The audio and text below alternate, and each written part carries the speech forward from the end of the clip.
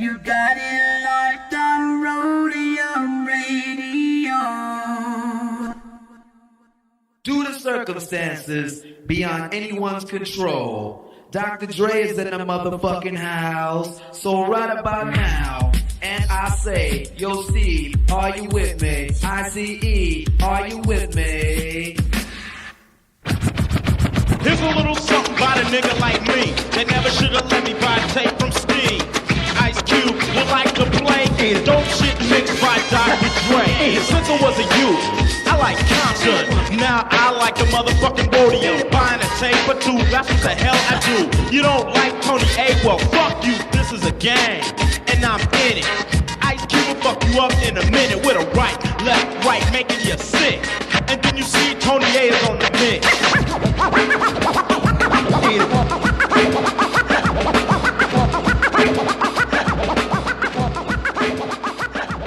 Tony A. Tony A. When you're ready, go.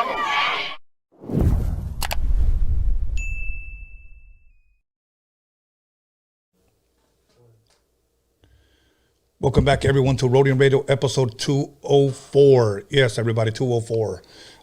And if you didn't watch that versus with KRS and Big Daddy Kane, then you really, truly missed out. I'm gonna say I prefer you guys to watch that over this because I'd be watching that over doing this. That's just me. I love hip hop. But I know it'll be up on YouTube, so make sure you guys go to that versus page on YouTube and check it out. The shit was dope. That's how it all began. But I'm going to be talking a little bit about that with my guest. But once again, for those of you that are still asking about the DOCUMIXERY website, it's still in the construction. So give us a few more days and we'll get that back up. Until then, if you want to buy something that you can remember, just hit me on the DM, okay? For those of you that are still trying to send me music through my DM, bro, I'm not going to listen to it, okay? Do not send me any links to my DM. Do not, okay? I don't click on links on my DM. If you want to submit your music, you want to submit your bio, you want to submit whatever, your videos, submit them to roadiumradio@gmail.com. roadiumradio@gmail.com. That's what you submit everything. A lot of you guys are constantly sending me music as they check me out. I'm not going to listen to it. Do it the right way, and then that's when you'll get called. So when you submit it to roadiumradio@gmail.com.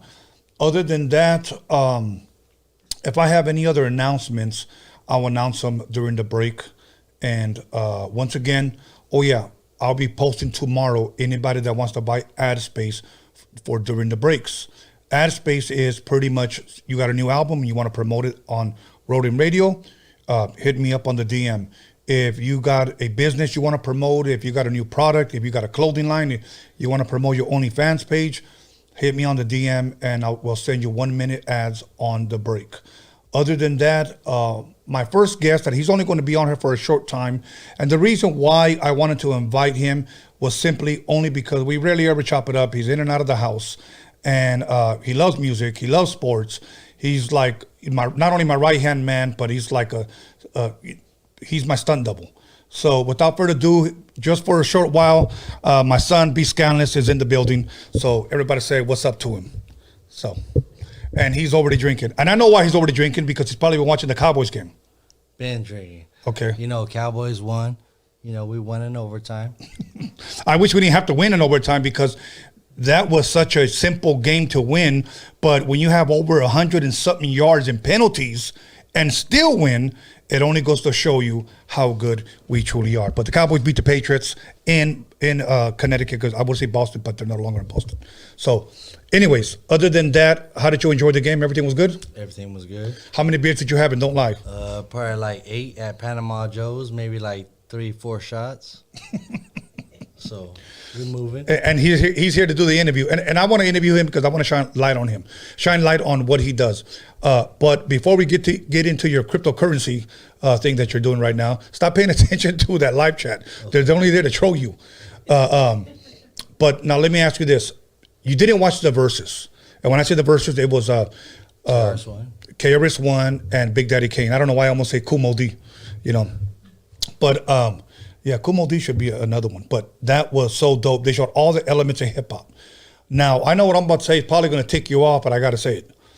When I looked at that and I saw KRS, busting, Sound of the Police, when he was busting, The Bridge Is Over.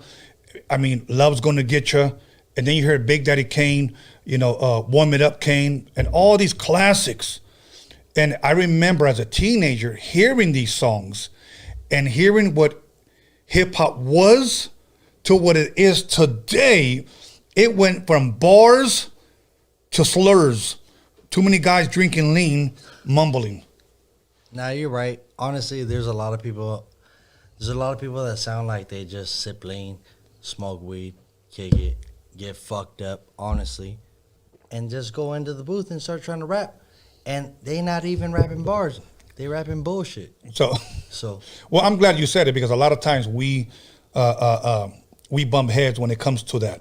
Like, for an example, let me name a couple of rappers, and you just tell me yes or no. And I'm not trying to pick on anybody, because when Sleepy Malo gets here, I'm gonna answer some of the same questions too. Okay. Take a rapper, and again, I'm not picking on anybody. Take a rapper, let's just say like YG. Okay. Do you think he could have made it in the early 90s? No. Okay, and that's just your opinion. Yeah, we're not picking on anybody. And I'm a big fan of him, but no, he would not have made it. Okay, let's just say a guy like Kendrick Lamar. Do you think he possibly could have made it in the late 80s, early 90s? Yes. Okay. Yeah, because not only that he can freestyle, Uh-huh. he comes with bars and he comes with songs. So Okay. yes, he can. Okay, what about, let's just say guy like, what's his name? J. Cole. J. Cole. Yes. You believe he could have made it? No doubt. Okay. No doubt. Okay. For somebody like Jay-Z to step in and sign him, no doubt. Okay. I'm going to tell you where I lost respect. Not as a, well, maybe not as an artist because of his skills, Okay. but as a person. Where I lost respect for him was when he interviewed him and that one clown, Lil Pump, were having an internet beef. Yeah. And then they finally get together. And yes or no, tell me the truth. And it's everything that I share is on YouTube. You can go look at it. J. Cole looked like during the whole interview, he was kissing his ass. Nah, he was. It kind of seemed like that. It did. Nah, I take your side for sure on that one. It did seem like he was kissing his ass, because you should have came at him like, why the fuck you gonna address the crowd and say, oh, fuck J. Cole, fuck J. Cole? Right. And at the same time, you could have stepped up and you could have spoke about it. You could have said anything you wanted. Right. Anything you wanted. But yet you encouraged the fuck J. Cole chant. Right. Well, I mean, if somebody said fuck Tony A and somebody says I want to interview both of you guys, I'm gonna sit across from the guy who said it, and I'm gonna ask him, why did you say fuck me? Yeah. No. He didn't. Because I personally feel Lil Pump has more of a, not only that the younger generation is under him and like him, right? I feel like if he didn't go along with that, he kind of would have lost his crowd. Probably. To me, I don't give a shit. That's just the way I am. I'm a very confrontational person. Everybody knows that. I say that a lot. It's just if somebody's going to say something like that to me, then they got to tell me, why did you say that? Yeah. But like, let me give you another example. Who's somebody new for this generation? Now, let me ask you this. Rest in peace, Nipsey Hussle. Do you think he could have made it late 80s, early 90s? I like Nipsey Hussle. I'm a big fan of Nipsey Hussle. But it's very hard to say that, because there's so many people back then, I believe, with bars that they would have outshadowed him. He would have been like just an artist that kind of got swept under the rug. Yeah, that's probably. That personally me, but I'm a fan of him today. I'm a fan of him today. Yeah. But I believe he probably would have been swept under the rug. Yeah. Here's what I always say. Say you take three rappers, Eazy-E, Tupac, and Biggie. I've always said this: if those three would not have ever died, I truly believe that music would not be what it is today. Yeah. As far as rap. For sure. For sure. No doubt. Now today, when I was watching that Versus, and I saw KRS One, I'll be honest with you, and Big Daddy Kane, I was getting the fucking goosebumps, because to me those were, it took me back to the Roadium Swamp Meet days with Steve Yano, when I would tell him, hey, I want, ain't no half stepping, I need two of them from Big Daddy Kane, and as soon as I got there, he gave them to me on 12-inch. Hell yeah, I want Love's Gonna Get You by fucking KRS. I want fucking The Bridge Is Over by KRS. Hey, I want, Warm It Up, Kane. And then I would go home, put the needles on, and that was what that brought back to me. Yeah. That's to me when hip hop was fun. Okay. Today, sad to say, you have a lot of, whether it's black or whether it's Chicano, you have a lot of gang element in it now. Today, being a rapper, you can get fucking killed. Yeah. Back then, it was just like, we could break dance or go bar for bar.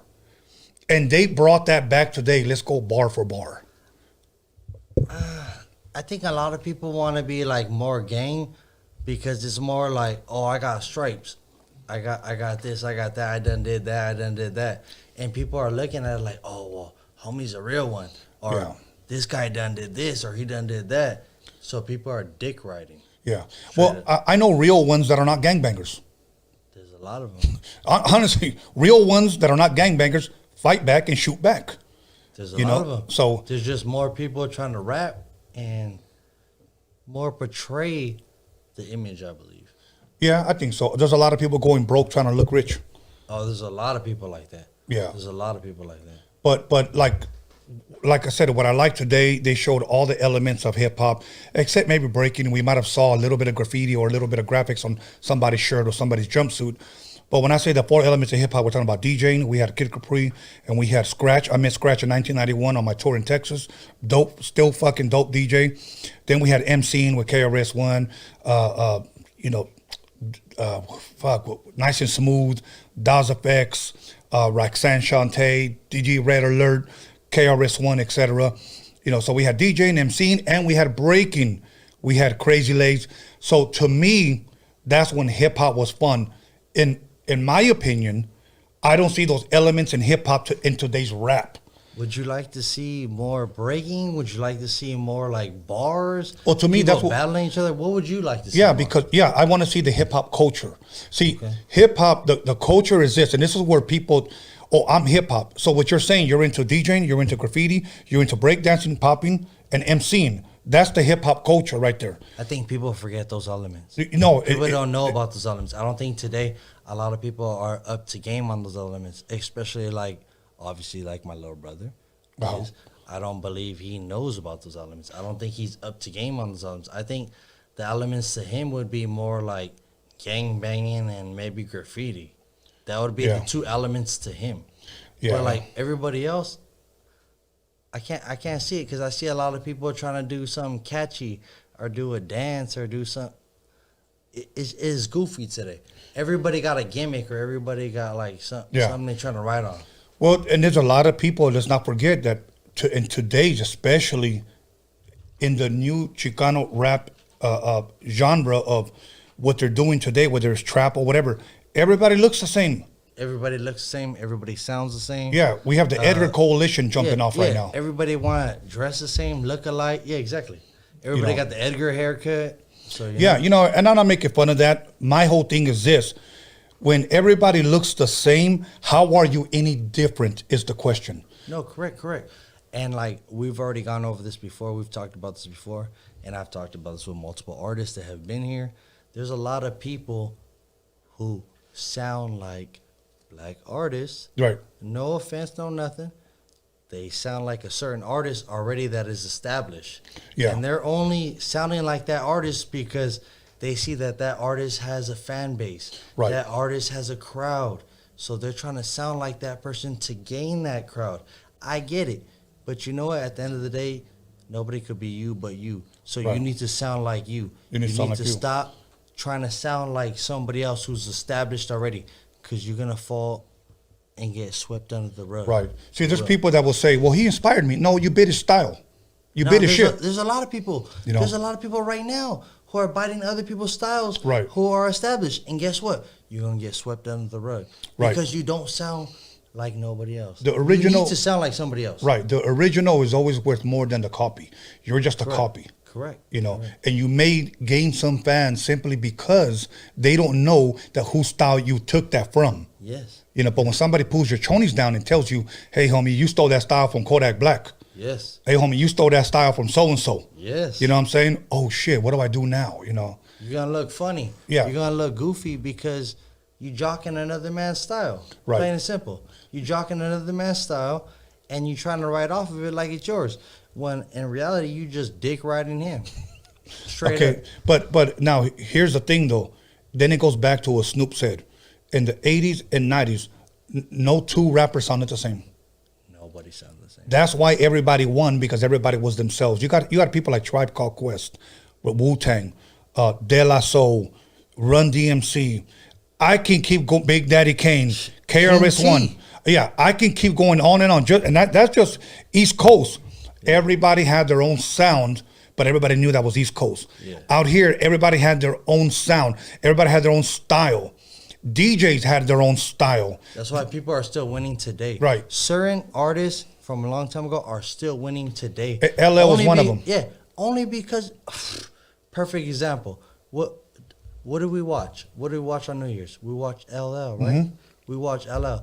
LL came and killed that shit. Still killed it. Killed that shit. Who else is killing something like that? Right. Nobody. Right. Nobody came out there straight energy. Right. Good energy. Yeah. Nobody doing nothing like that. You know, there's different ways to win people when you're an original. And I'll give this story, and I shared it before.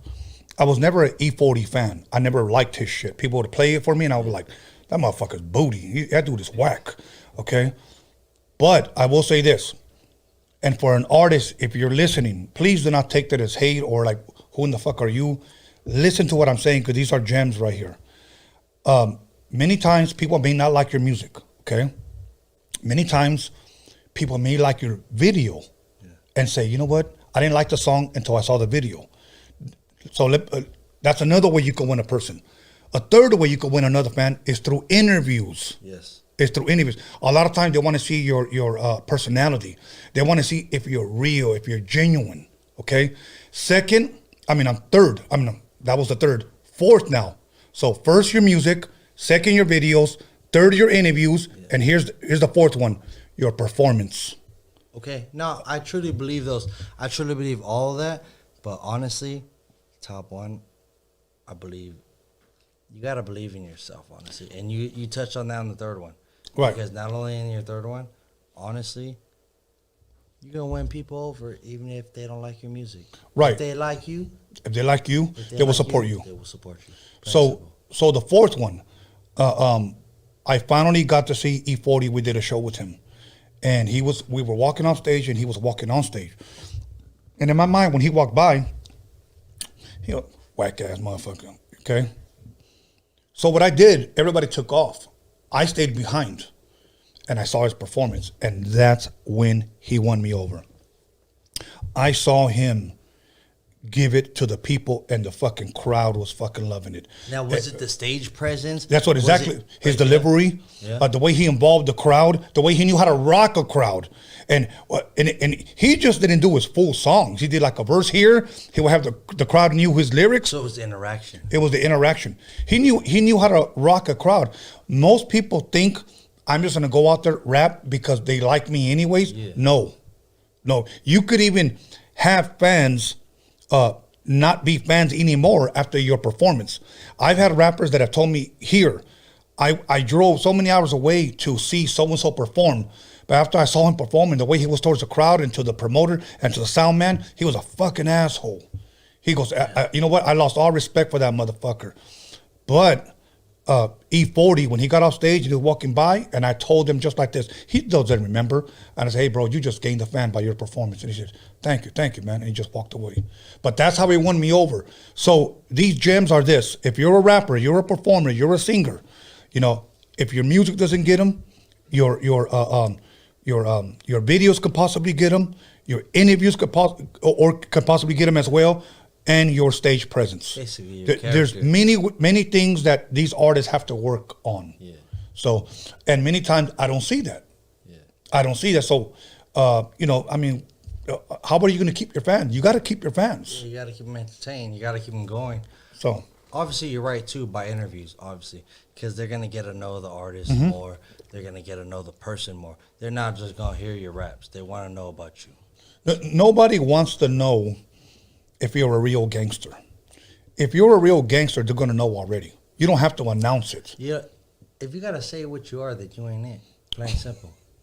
Yeah, you know what? A long time ago, somebody invited me to a church, and somebody gave me his card, and on there said Prophet so and so. Let's just say Prophet Michael. Yeah.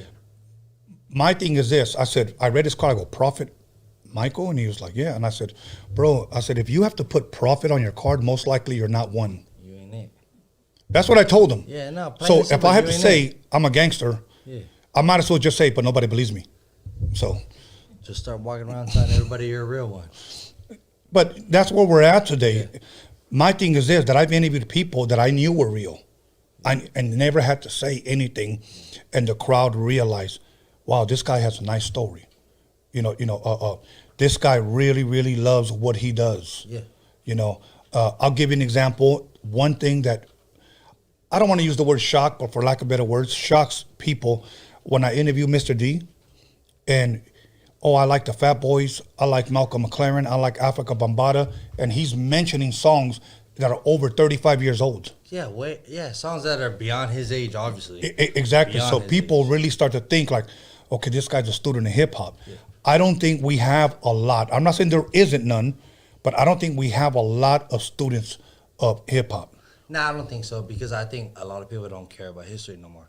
I don't think a lot of people care about music from back then no more. Right. I don't think a lot of people care about the artists that laid the foundation, that Right. the reason why they're even here, especially for Hispanic artists, especially for whether you want to have black, Asian, whatever. Uh-huh.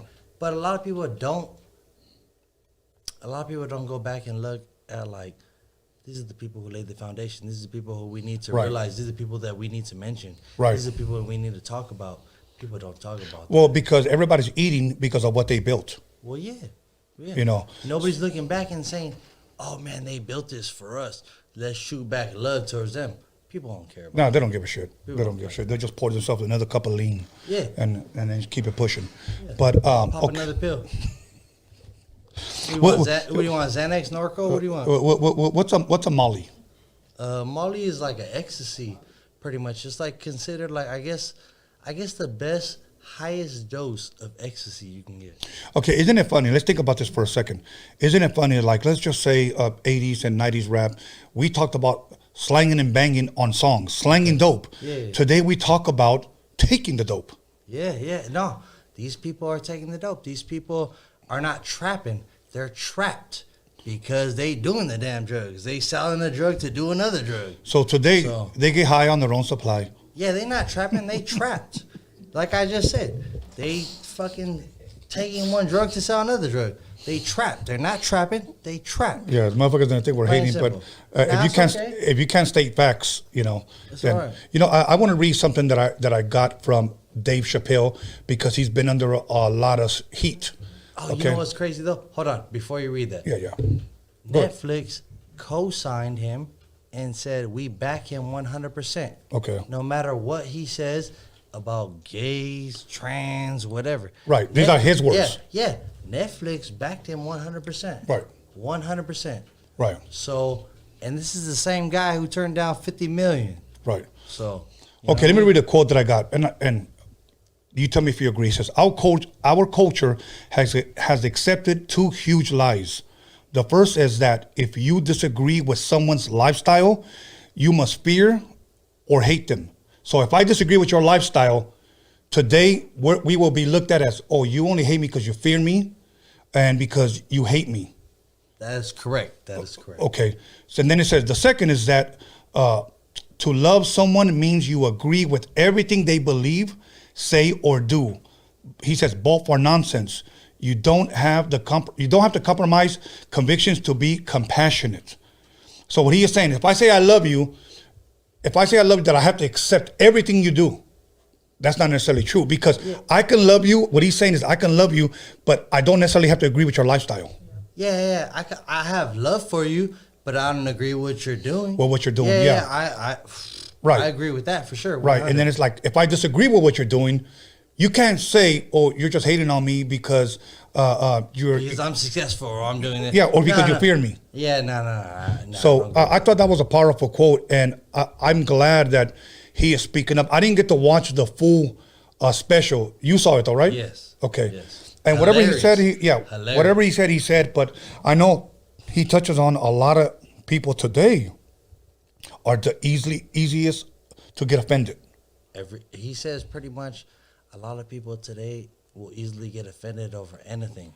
Yeah, over you anything. can easily offend somebody over politics. You Yeah. can offend somebody over religion today. You can Yeah. offend somebody because, oh, he's gay or he's straight. You're offending people by saying little Right. things like that. You know, when the gay topic comes up, and I'm not going to stay on that too long, but when it comes up, people cringe because they say, you shouldn't be talking about that. Yeah, they don't want to. They don't want to feel like, oh, don't say nothing. You're gonna get swept under Yeah, the rug. and I get it. I got gay friends. I know gay people, and I don't have anything against them. I'll love them. I may not necessarily agree. They might not necessarily agree with me. Correct. But it's all good as long as we have that mutual love and respect. Let's keep it pushing.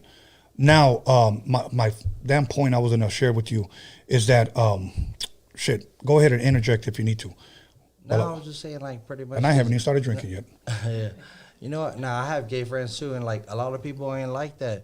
It's crazy because they tell me, like, you know what? Some of us are speaking just our thoughts, but it's being put out in front of other people. Uh-huh. Like, if it's a main projection, like, if we have higher rights than others. And these are people coming from that I know Right. that are saying this and saying we have higher rights than others because of we are speaking out now. Mm-hmm. Now, it kind of makes me wonder, like, okay, what kind of higher rights? Like what are you speaking on like that? Right. Because I get it. You guys are speaking out for your Community. publicity, your community, stuff that's going on. Right. I get it. And I'm not here to bash nobody or nothing like that. But at the same time, it's like, what makes you guys a little bit higher than everybody else? Well, we live in a society, and I've always said this. We live in a generation. Let me just say it that way. We have a generation today that lives by I don't give a fuck, but is easily offended. Correct. I can say whatever the fuck I want, but you better not, because if it offends me, I'll sue you. I'll take you to court, and I'll win. Or I'm gonna hit you on bullying and harassment on Instagram, and you're gonna get flagged like 15 times and like 20 minutes. Yeah, That's me. But yeah. No, I need to slow down on my memes because a lot of people repost. I mean, not only do they steal my memes, but they fucking report my memes, and I believe maybe that's why I got see my so shit many taken people down. repost your memes. It's ridiculous. I'd be laughing. They don't even realize I'm the meme lord. You know that? Okay. you know. So next time you see me, one knee me. Anyways, go ahead. Shout out DJ Thorough. Yeah. Anyways, it's crazy because like I see a lot of people that go repost memes. I'm more like, I like funny stuff. I like motivational stuff. I like whatever, whatever. And I'll post stuff, and people will come back and hit me and be like, "Hey, why'd you post that?" Yeah. And I'm like, "Why?" Because it says you're gonna do good tomorrow, and your next breakthrough is coming through, Right. and this and that. I'm like, what the fuck did I just say Right. that offended you? Something that did. you're DMing me, telling me that. Yeah. Something I'm tickled their fancy, curious. and they got mad. Yeah. Okay, moving on because we're coming to the end of this really quick. Cryptocurrency. Do you encourage it? Yes and no, because it's fuck. Okay, so people tell me like this. Somebody I know who's like up ahead of me and he's making mad money. He told me, he was like, it's a dope game. And I said, why? And he goes, you throw money in, you pull that money out. And Okay. I said, why is that? And he goes, like I said, I threw this is a friend that I know. He said, I threw 3,500 in. I waited about 2 months. Well, guess what? That 3,500 made me about 6,500. He goes, it almost doubled. Almost. Okay. He goes, obviously about 500 short. So he goes, it's a guessing game.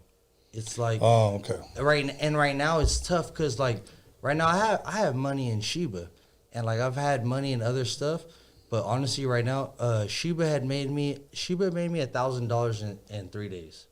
So I kind of waited on that, and I was like, I don't know. I don't see Shiba shooting a penny. If Shiba shot a penny, I make 1.5 million. If Shiba shot a half a penny, I make 150,000. I don't see that happening.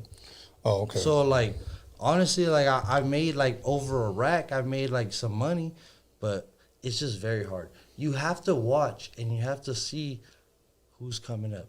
Like right now, Jeff Bezos has Rivian, and a lot of people are sleeping on it. Rivian's a company that's about to go public.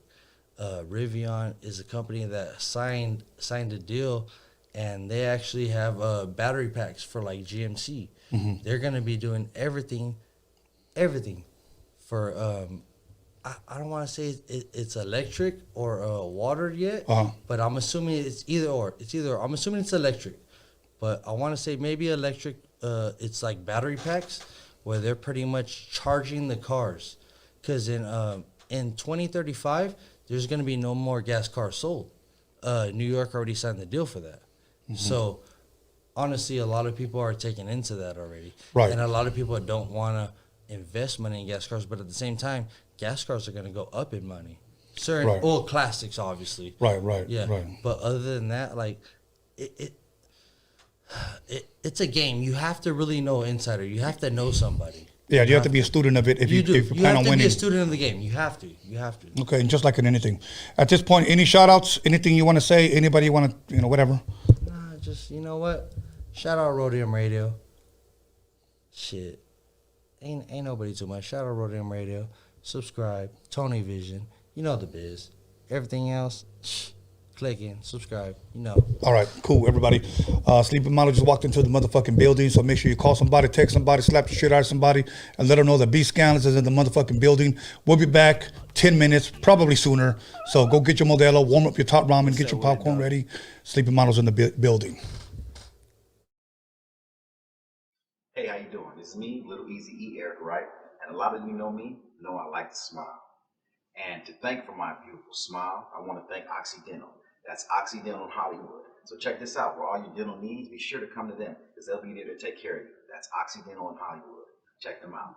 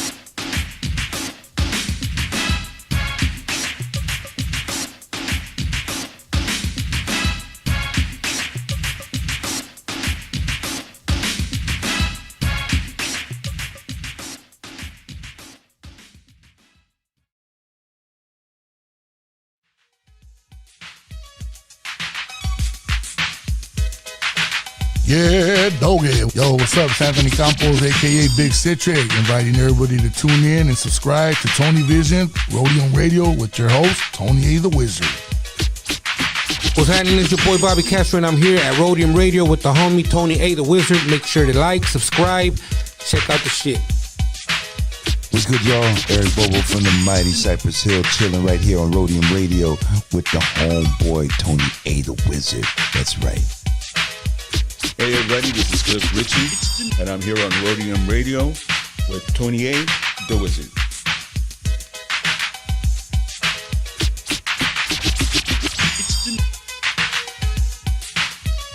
What's cracking? It's your homie Crazy Boy, Blue Rain Music. You tuned in to Roadium Radio with the homie Tony A. the Wizard. Tune in every Wednesday and Sunday right here. What's up, everybody? This is Dali C, the Trap Queen, and you guys are listening to Roadium Radio with Tony A. the Wizard. Make sure you guys tune in. Yo, what's up? This is DJ Bobby B, and you're live with Tony A. the Wizard on Roadium Radio. 1212 coming to you live from the Harbor area. DJ Ralph M rocking beats with my man Tony A. Rocking the SP1200. Let's go.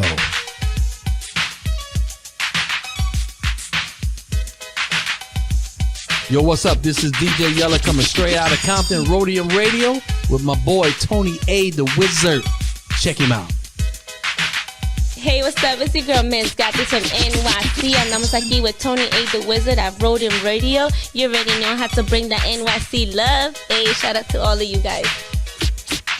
Hey, what's cracking? It's that Guilty One. You're tuned in to Roadium Radio with Tony A. the Wizard, live every Sunday and Wednesday at 7 p.m. Like and subscribe.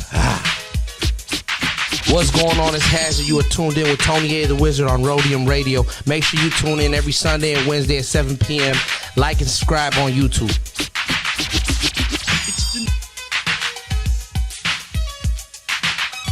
Yo, this is your boy Invincible, and you are watching the Roadium Radio Show with Tony A. the Wizard. Make sure you're tuned in and watching. Ooh-ah. What's up, guys? This is Isabella Soul, and you're tuning in with Tony A. the Wizard on Roadium Radio. Make sure to like, comment, and subscribe. Peace. What's up, guys? It's your girl J-Rox. I'm here on Roadium Radio with your host, Tony A. the Wizard. And make sure to tune in on Sundays and Wednesdays, and don't forget to hit that subscribe button. Yo, what's up? This is Jose Homicide. You hanging out at Roadium Radio, hosted by Tony A. the Wizard. Like and subscribe.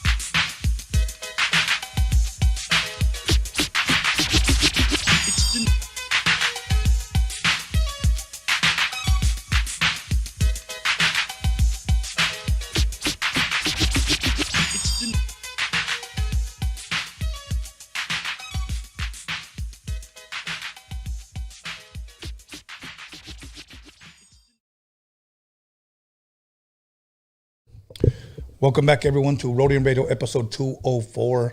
And once again, just let me go ahead and just give a quick shout out to Bskanless, my son, for coming through and chopping it up with me. If you guys want to see him back and chop it up maybe one night where we just talk sports, bullshit, liquor, whatever, let me know. Other than that, once again, tomorrow I'm going to post up for those of you that want to buy ad space, you know, for your commercial. You want to promote something and we want to put it on the breaks, hit me up and I'll shoot you the rates.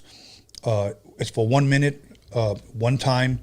I'll give you all the details if you're interested in wanting to promote your business. You can hit me at roadiumradio@gmail.com, or you could DM me on Instagram, and the links are in the description once the video is posted up.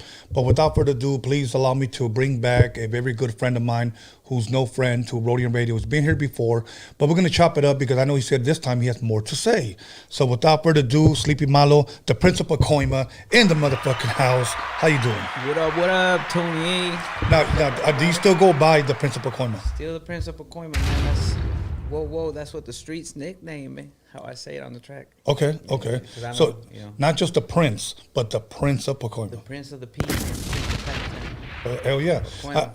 I told you that years ago, well, growing up, one of my buddies had a friend. Now, keep in mind, I'm in elementary school, and he hit up on the wall, Pacas.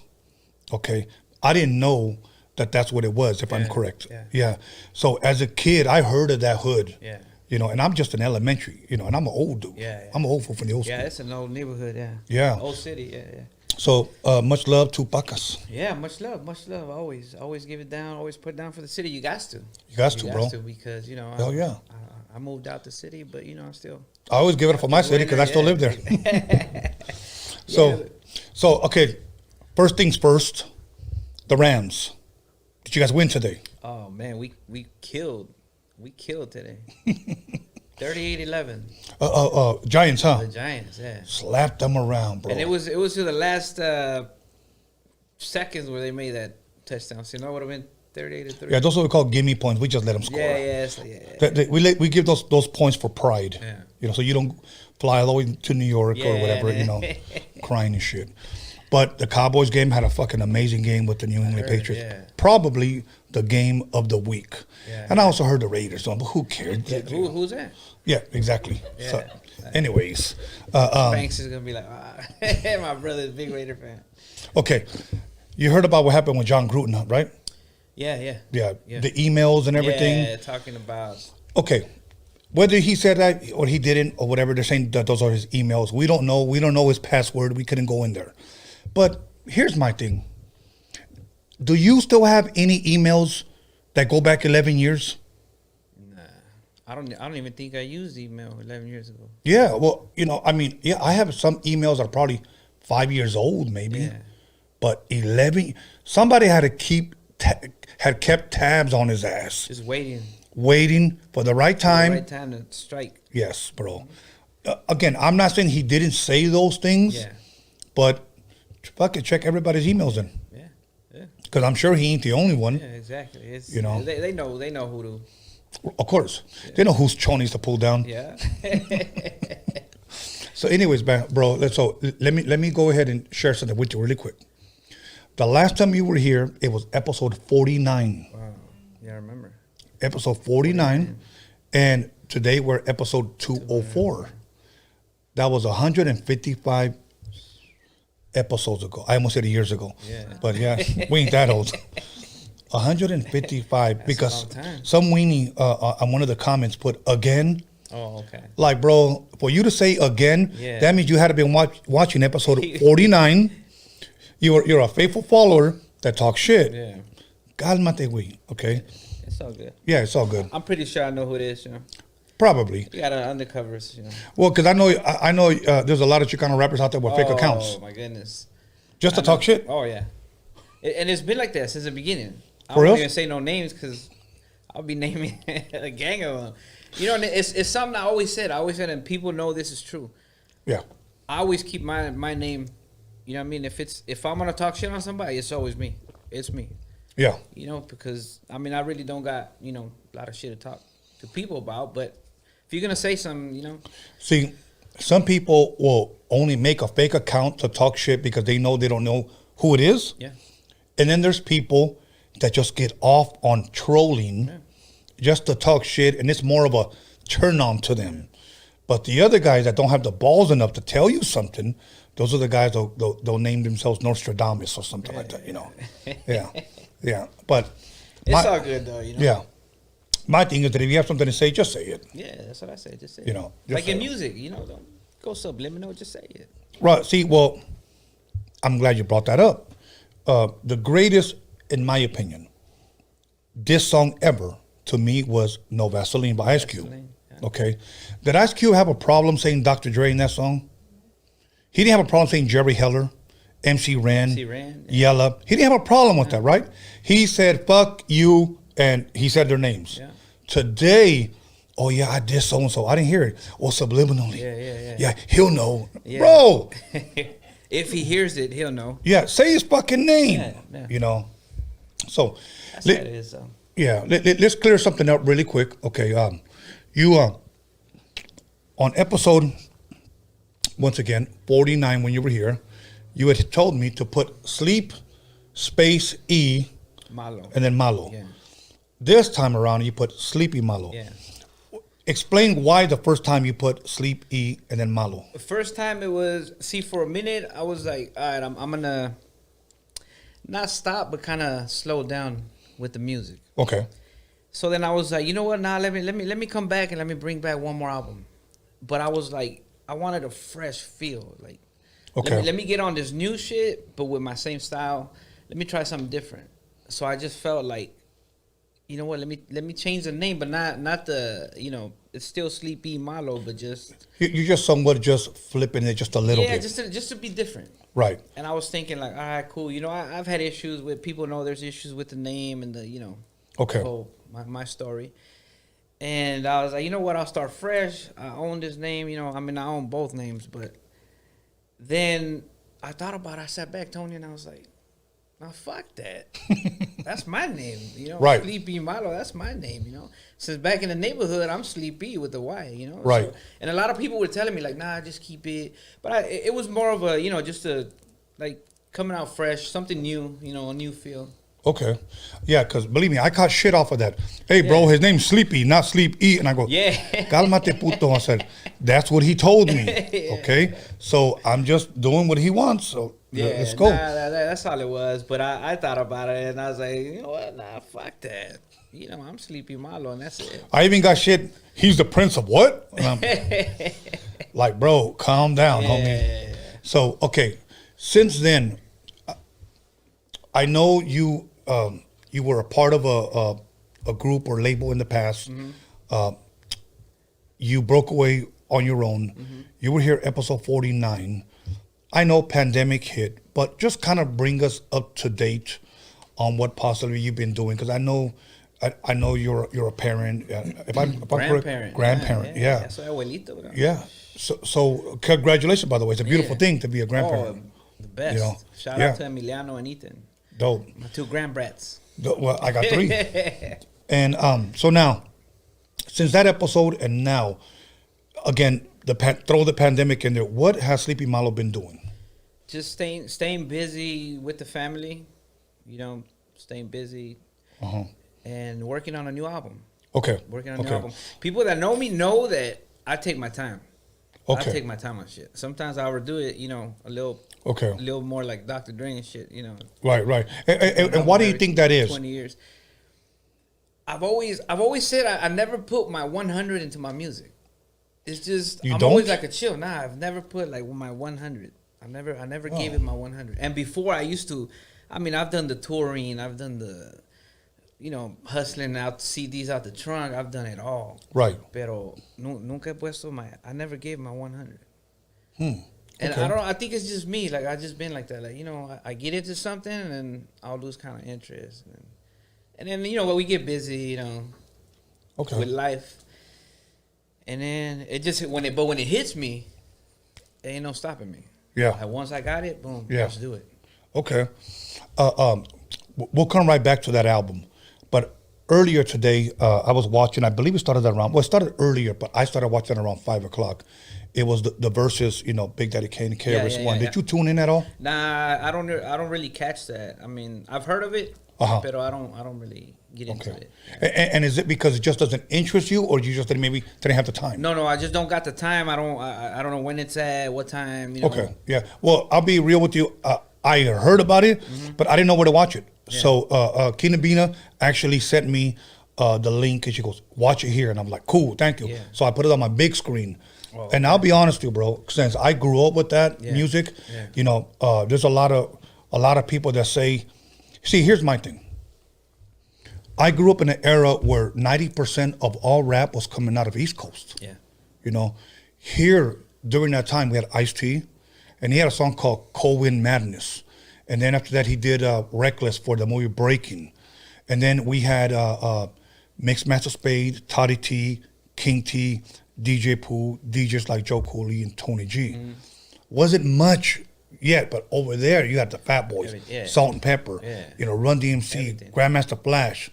So today you had a lot of Chicano rappers that didn't know who I was, and when I emerged again in 2017, going live with this podcast in 2019, and whenever I was sharing my history and what I grew up on, you were just dick riding black guys. Yeah. That's all we had. Yeah. It wasn't dick riding, I was a fan. Yeah. But let's be honest, that's where it all came from. It came from New York. So I've always encouraged rappers, artists to, if you're a real true student of the game, of hip hop, of rap, you should go to New York one day and see where it all began. Because that's what I did, and to me, it just became more real. I used to break dance. I'm pretty sure you probably did too. I couldn't. What about pop? I'm sure you got to do the arm wave once in a while. I pop my gout pops. You popped your shoulder out of socket, Pop my ankle. But you know what?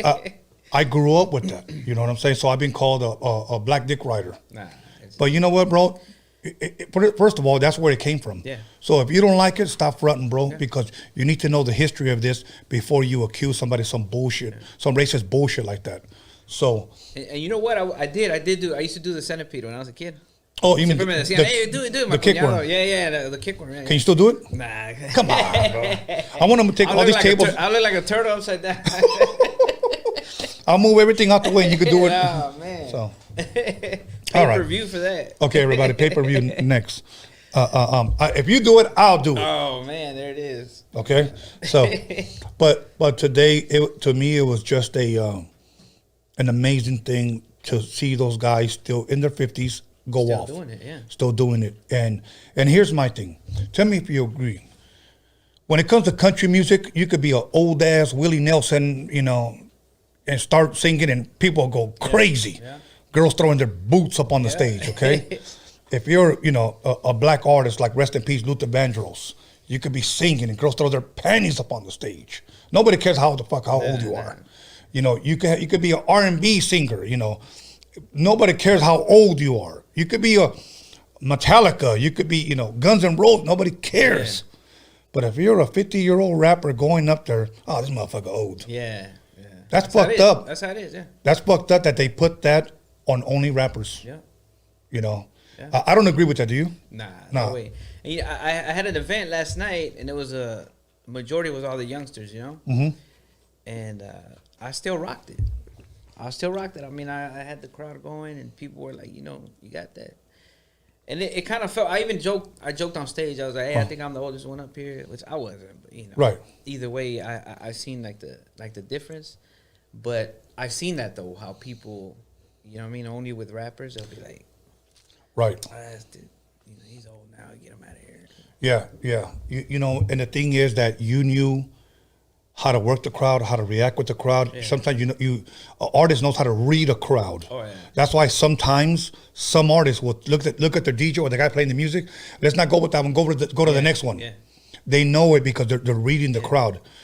To me, I've gone to several shows where I've seen a lot of these youngsters that I believe need role models in a sense like yourself when you perform and you're up there showcasing your talent, your skills, what you've done for them to understand, to grow, to grasp, and to apply it to themselves. Because seeing a lot of these youngsters, a lot of them just go out there fucked up and they just want to do their songs and get the fuck out of there. Yeah. You know, and believe it or not, you can lose fans like that. And then you know what happens after you lost everything? You want that second chance. You know, I'll kill it next time. I'll kill it next time. Pero ¿sabes qué? One thing that I've learned, there are certain rappers that will probably never get a second chance. That's true. That's true. You know, they had it, the door was open, but they fucked it off. They fucked it up. Now nobody wants you anymore. Yeah. You know, oh, they booked so-and-so. Yeah, I'm going to kill him. Nobody cares to see you, bro. You know? And then now you want that reaction. Mm-hmm. But you know what? You may never, ever get a second chance at this. And then the more time that passes, we go back to that question, or that you know, you're too Yes. old now. Yeah. Yes, that's it. You're too old. You're done. Yeah, Don't quit your day job. One thing I tell the youngsters is, you got to be prepared. Mhm. Come in prepared. Like, you know what I mean? Have everything, lined up from your music, from your mix. Have it how you want it.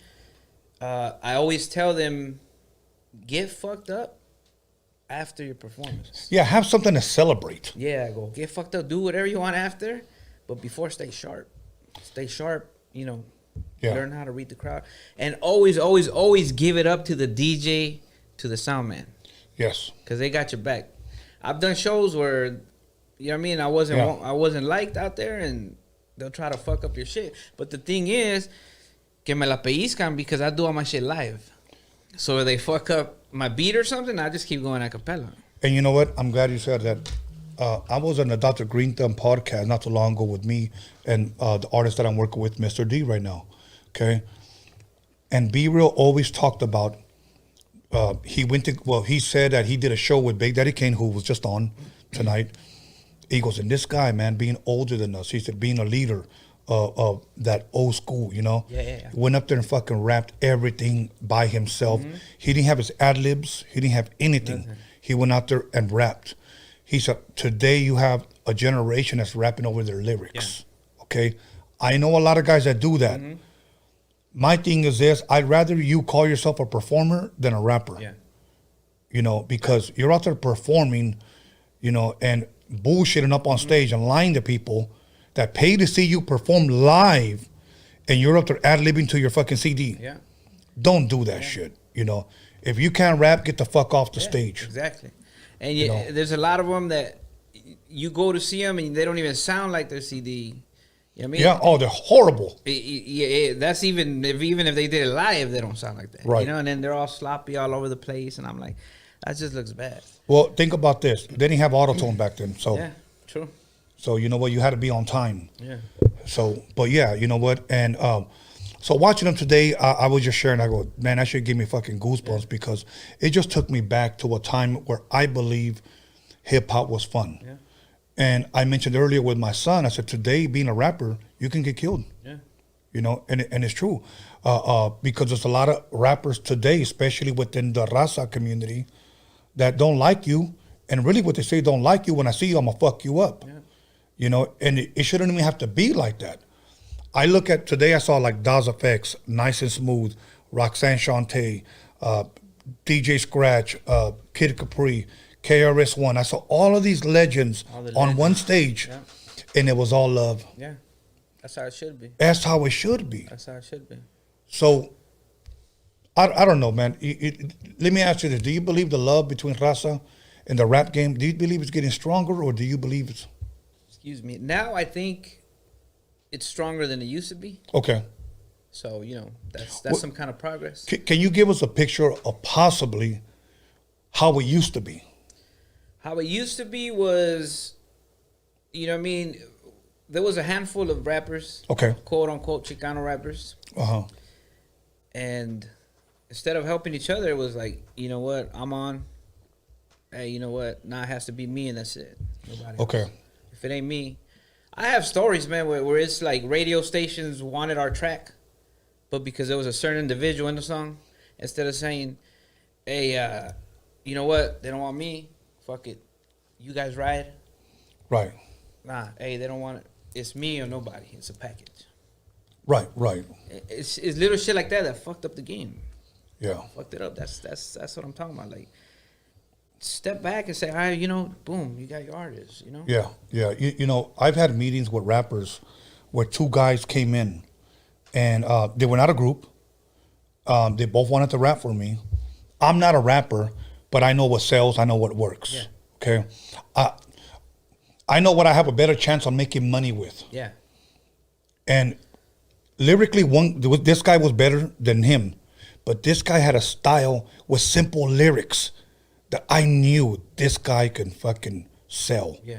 This guy could be, yes, this guy could be a lyrical genius, but I don't know who his market is. I don't know who he will buy his shit. Yeah. And that's what a lot of guys don't understand. They just hear a rapper, oh, he could fucking rap. Yeah. You got to strategize. Who's your market, bro? Yeah. You know? So I asked this one guy, this was a while back, I want to work with you. When this guy figured, why, in his mind, why are you choosing him? Yeah. I'm a better lyricist. They both got into it. They became friends no more because I decided to work with him because I said, I can sell this. Yeah. And I made it clear to him. But I did say this, I'll hook you up or introduce you to somebody that may like your style. That doesn't mean you're whack. Nah. It's just that this is what I want to work with. Well, they went home and like, fuck you and your fucking whack ass. And instead of saying, this is your time, man. You know what I'm saying? I'll get mine next time. They should be all love, no hate. Why? Because when this dude makes it, guess who he's going to look out for. Exactly. A lot of people don't think like that, bro. No. It's sad, but it's been going on since the beginning. But now I see a lot of these young artists ya están más united. Yeah. I seen like all the youngsters, you know, it's a different style, but I see them more united at the shows. Right. Están todos ahí. Back when it was our time, you had, you know, 50, 60 motherfuckers, different neighborhoods. Something's gonna crack, you know. Right. It'll still happen, pero the unity now is more in the music. I see it, you know. Right. I had record executives, people from record labels that I've met, and whom I pitched since I've been podcasting. Mm-hmm. Several artists, you know, what do you think about it? Because they reached out to me, you know. We want to reach out to, if you will, the Raza or Chicano community. Okay. So I pitched them a couple of them. But here's what they always have against Chicano rap, if you will. Mm-hmm. The gang culture, bro. Yeah. They don't want it. Yeah. Several reasons. He might be dead next week. He might go to jail next week. Is he going to be more faithful to his label or to his neighborhood? Yeah. Liability. Mm-hmm. And believe me, I sat with guys, I sat across from them and shared that with them. And I've had most of them disagree with me than agree. Oh, for real? Yeah. Well, fuck it. If they want me, they have to fucking sign me and take a chance. Nobody's gonna do that, bro. The thing is, if you're coming into this business, you know what I mean, with that mentality already, then it's not for you. You come. I didn't come in here to say, hey, I want to rap for the homies, and that's it. Right. No, fuck no. I want to come in. I want to blow up. I want to do something. Right. You know what I mean? So if they say, hey, you know what, tone it down a little bit or something, right. I'll tone it down. And if you hear my music in the beginning, it was fucking gangbanging to the fullest. Right. But you mature as you keep going. You mature. Know? And then you're like, boom, all right. And now you have younger artists like my son, my 16-year-old, my youngest son. Yeah. Shout out to L.A. Rue. He's I'm teaching him the ropes, and I teach him the streets. Right. But I don't get him into the whole gangbanging thing. Okay. But I give them that knowledge, like, you know. Yeah. And I kind of, teach them the ropes on that. Let me ask you this. Back then, when you said when it was a little bit more hectic, I guess, if I could use that word, the Chicano rap game, what you were just sharing, how different neighborhoods were all together. Did you ever tour or perform or travel up north? Up north, no. Okay. The furthest north we went was Bakersfield. Okay. Which is almost the border. Yeah. Okay. Now, why is that? Is it because you weren't getting booked, or was it more of a street politics thing that I'm not going over there? It was kind of a little bit of both. Okay. But in those days, I was part. I didn't have much to say. And I was just a youngster, and hey, we got a show here, let's do it. We got a show there, let's do it. All right, cool. It never crossed my mind like, hey, let's do a show up there, But it was a little bit of both, Okay. When David Rocha, a.k.a. Sir Dino, was here, I shared with him my first experience of running into some norteños out there. And I'll be honest with you, growing up in the 80s here, it was pretty much Raza and black. Mm-hmm. Of course, we had Samoan, Filipinos, también, but the blacks were all bloods, okay? So those are the only guys and my homies that live in Compton that all wore red. They were all flamed up. Yeah. Okay. It wasn't until maybe late 90s or 2000s that this neighborhood out here in Wilmington started switching up wearing a lot of red. Yeah. Okay. To me, and no disrespect to my neighborhood because I still live here, but to me that was a new thing when I saw somebody wearing a red bandana. Yeah. If you grew up on the streets and you claimed to have been, you know, a sureño out here, you wore blue. That's just what it was. So I was 22 and I traveled up north and I'm wearing all blue bandana out of my back pocket, you know, blue alley hat, Nike Cortez. Yeah. And I ran into like 15 dudes all wearing red. And my first thought, oh, they're Bloods. Mm-hmm. There's no issue here. Yeah. So what saved me was that I actually gave them tickets to the show. Oh, okay. Honestly, because they were hitting me up. I was at a Taco Bell and I was by myself. Yeah. You know, and it was funny because when we did the show, this was it was like in a boxing ring. Imagine like the Olympic Auditorium. I don't know if you've ever been inside. We had to go through the people and get into the ring, but it had no ropes. Okay. So, and everybody around us was all flamed up. Yeah. So High C, thinking they were all Bloods, throw the B up, you know. And I was like, you're like, nah, homie, it's something different. But I will say this, and for everybody up there, is that when we went up there, even though he was a black artist and I was a Chicano artist, they showed mad fucking love, bro. Mad. And I'm going to tell you why. Those people out there, Raza wanted to see one of us up on stage. Yeah. Every time I was setting up my turntables, I would see people in the front row holding my album cover. Is this you? Yeah. Like, yeah. And they were like, all right, hell yeah. And I saw that they were proud to have Raza up on stage. That's why I had to ask you if you had ever went up there. I did a show maybe a month ago up there with Project Hope, and we did it in Selma, California. What was the reaction? Everything was cool. Everything cool, you know what I mean? And then, you know, you had dudes with the lowriders. And it was an outdoor event, and then you seen maybe 15 dudes walking, youngsters all flamed up. I'm cool, you know. I'm 42 years old, you know. I mean, I'm 32 years old. Right, exactly. I'm 42, you know. So I ain't tripping, you know. But you still gotta, you know. Of course. You know. So it was all love. Okay. All love, man. They were when I went up there. I did, you know, my track. People know I do a track called Pacoima, California. You know, I'm proud, you know, the city. It's not a gangbanging song. It's just a, you know, cool little old school song, and they were loving it. Showing love and everything. Here's the crazy part, and a lot of people tell me this escondidas, like they hide when they say this. I will never say their names, but you heard of Dark Room Familia before. They were, well, I don't know if they still are, Norteño group. Yeah. Sir Dino being a part of that, no longer pastor. Cool. Here's the crazy part. I've had a lot of Chicano rappers from out here, okay, who bang that sureño thing really, really hard. And they told me off camera, I'm not gonna lie, bro. I used to listen to Dark Room all the time growing up. Yeah, bro. And I was like, for real? He goes, yeah, bro. They were on a good one. And I was like, all right. Like they straight up told me, like, but here's my thing. Okay, you love your streets, you love your hood. I get it. But why do you got to be ashamed of that? Yeah. You know, you don't have any problem saying, hey, man, I love Biggie Smalls. Yeah. You know what I'm saying? It's always been like that. That's how it's been. But, you know, sometimes, you know, I mean, it's the street politics, you know what I mean? Like, I never bumped them. Actually, and I'll say that, you know, people that know my music, I was probably one of the first ones that started dissing the Norteños on music. Really? Yeah, and I diss Dark Room. I diss, you know, you're young, you know what I mean? Right. You're in the streets, you're doing your thing, you know? And it's like, I ain't got no shame in saying that, you know? It's okay. Just, that's part of growing up, you know? Things are different now, you know, and it's, you know. Yeah, you move on. Más calmado, yeah, you move on, but you still got people at, you know, shows like, hey, what's up, you know? Hey, I heard you said that. No, they don't say that. I mean, like, you know, give it up, you know, this and that, and then when they go up north, you know, I don't know. But right. It was all love. It was all love when I went out there, you know. I went by myself, and I even said, because they gave me a plaque, right?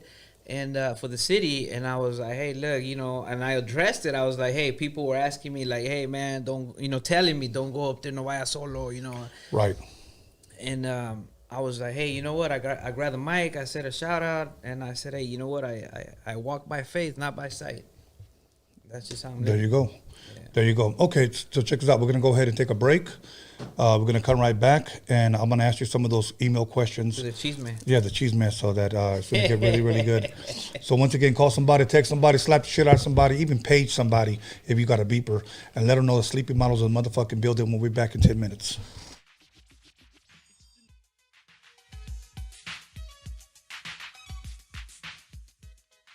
Hey, how you doing? It's me, Little Easy E, Eric, right? And a lot of you know me, know I like to smile. And to thank for my beautiful smile, I want to thank Occidental. That's Occidental in Hollywood. So check this out. For all your dental needs, be sure to come to them because they'll be there to take care of you. That's Occidental in Hollywood. Check them out.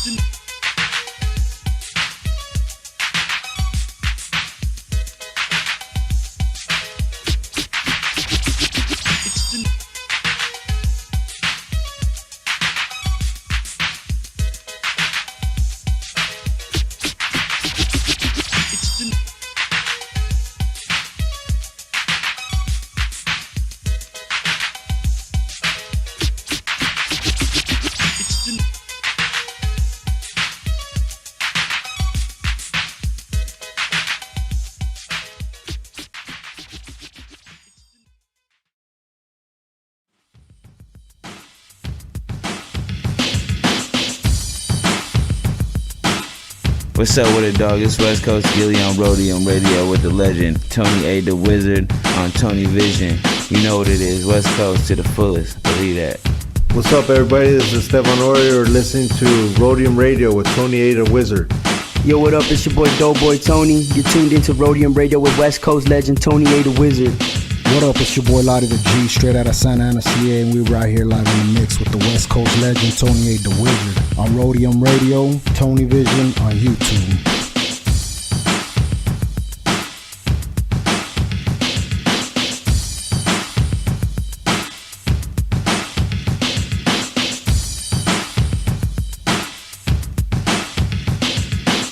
Yo, what's up, world? This is Cool 187, above the law in the building. And you tuned in to Roadium Radio with my man Tony A. the Wizard. What's up, this is Darren Vegas. You're on Roadium Radio with Tony A. the Wizard. Real West Coast hip-hop history right here. Yo, what up? Sleepy Malo in the house, here at the Roadium Radio with my boy Tony A. the Wizard, giving us our voice back. One of the realest motherfuckers I know. What's up, homie? Show me Frankie Quinones, a.k.a. Creeper from Cholo P. And you're listening to Tony A. the Wizard on Roadium Radio. That's what's up right there. Hey, yo, what's up, man? It's Cujo the Savage. I'm right here with Tony A. the Wizard, Roadium Radio. Everybody stay tuned, man. It's a motherfucking hit.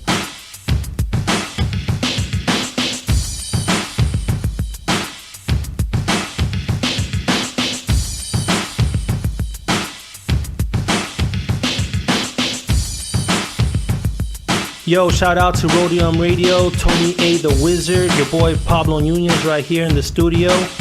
Be about it, people. ¿Qué onda, muchacho? Ahí viene este miro. King with the Black Sick and el Negrito de Los Angelitos, and you're checking out that Roadium Radio with Tony A. the Wizard. Yo, Raza, this is Wicked from the Brown Side here on Roadium Radio with Tony A. the Wizard. You know. What up, it's your homeboy Infinite TGM, chilling with Tony A. the Wizard on Roadium Radio. Make sure you guys go check that out.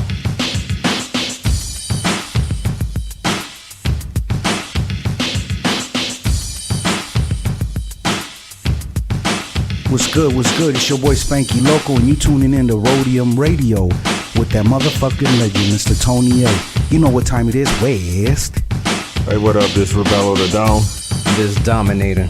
And we came straight from the 805 ready to slap that motherfucking meat on your grill, bitch. Roadium Radio, Central Coast Click. What up? What up with it? This your boy OG Magoo, Los Angeles airbrush artist, big chillin' on site with the homie Tony the Wizard on Roadium Radio. All gas, no brakes. Let's get it. Man, you're now listening to LA Icon, man. Right here live with Tony A. the motherfucking Wizard on Roadium Radio.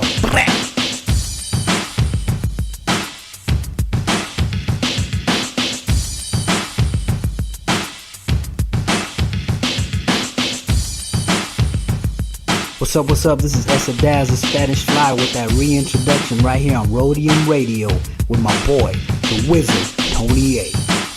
Yeah, what up? It's Spanish Fly MC, Big MOC, Mr. Most MC, on the Roadium Radio Show, baby, with Tony A, the Grand Wizard. Let's go. Johnny B from Spanish Fly on Roadium Radio. Your one and only Theo with the giant Cheeto. Hey, what's up, everyone? This is Trish Toledo, and I'm over here with Tony A at Roadium Radio. Make sure you tune in every Wednesday and Sunday at 7 p.m. Hey, what's up, everybody? It's your girl Blanca. Bobby D presents Uncle Snoop's Army. Chilling right here at Roadium Radio with Tony A, the Wizard. Make sure you tune in Wednesdays and Sundays at 7 p.m. on YouTube.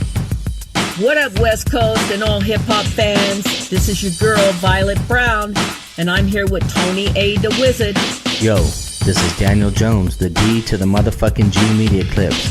Here with your boy, Tony A. the Wizard on the Roadium Radio Show. Check 1 2 1 2.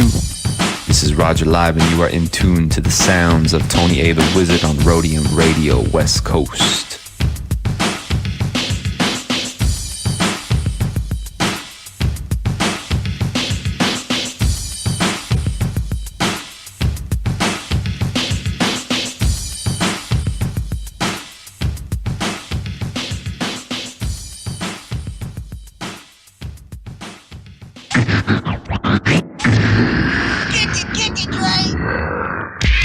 1, 2, 1, 2. Right about now, Eazy-E and Dr. Dre's in the motherfucking house. Times are getting crazy, it's really hard to choose it. The Roadium's a spot to get funky, fresh music. Easy motherfucking E and my homeboy Dr. Dre. MC Ren is in effect, and you know we don't play. The Roadium is hitting, but you know you can't leave until you get a deaf ass tape from Steve. Oh Steve, oh Steve, oh Steve, just give me just one more tape. Oh Steve, oh Steve, oh Steve, just give me just one more tape. Oh Steve, oh Steve, oh Steve, just give me just one more tape. Oh Steve, oh Steve, oh Steve, just give me just one more tape. Yeah, man, I came all the way down to the Roadium swap meet, man, to pick up one of them NWA tapes, man. And I talked to homeboy Steve down there, man, and he said I'm fresh out of tapes, man. How the fuck you fresh out of tapes, man? He said cause they selling like hotcakes and shit, man. Got my man going down. Hey, mom, what's for dinner?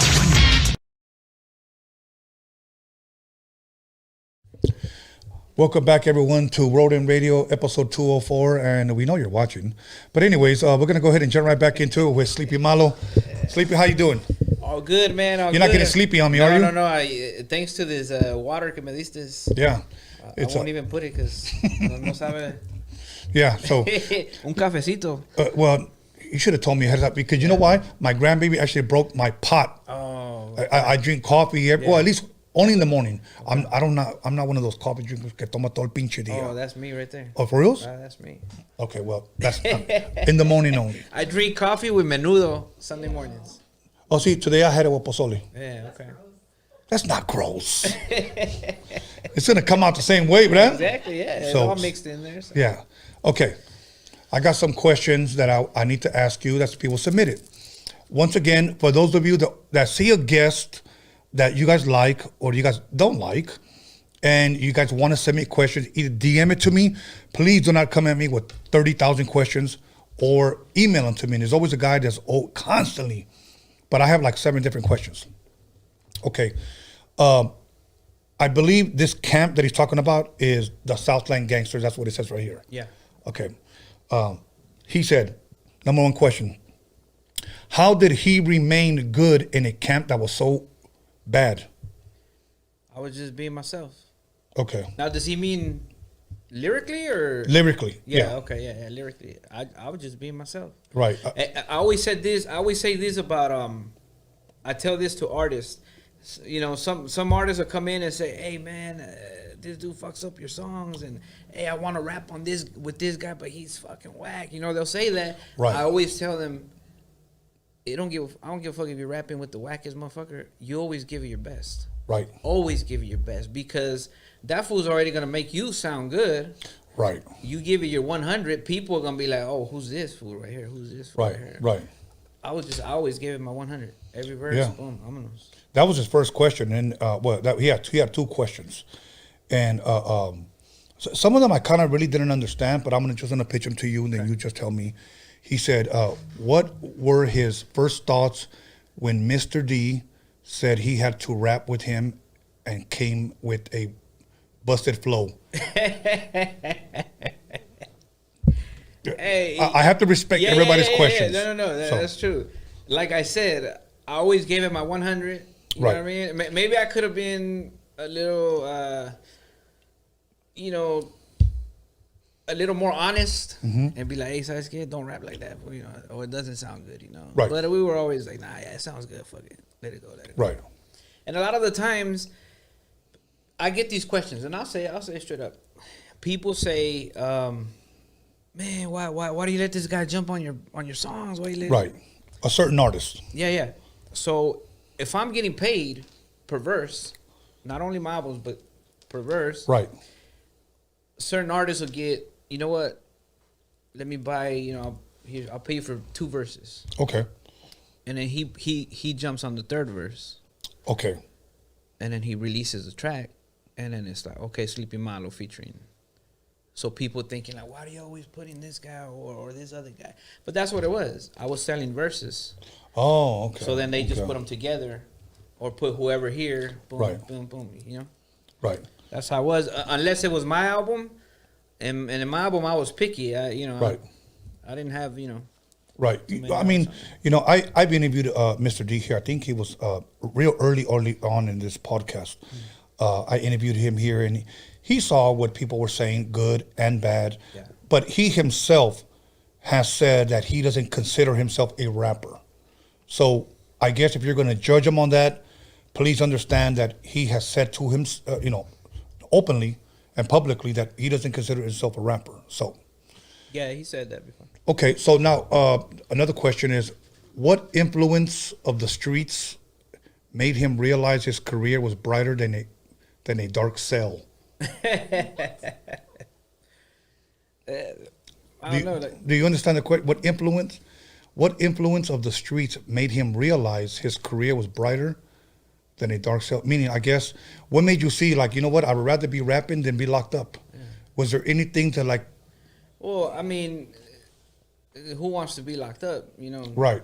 To begin with. Hey, you'll be surprised. You know what I'm saying? You'll be surprised that I've known dudes that have said publicly, growing up, I wanted to do live so that I can call shots in jail. What the fuck? Okay? Really? Yeah, there are people like that, Yeah. It's kind of like when people say, hey, man, maybe you shouldn't say that. You might influence somebody, and then you could say, well, only a weak-minded motherfucker would take it like that. But guess what? There are weak-minded. That's true. And you know what? I'll answer like this. I guess it's kind of like in the same, when I started rapping, I started, just flowing, whatever. Right.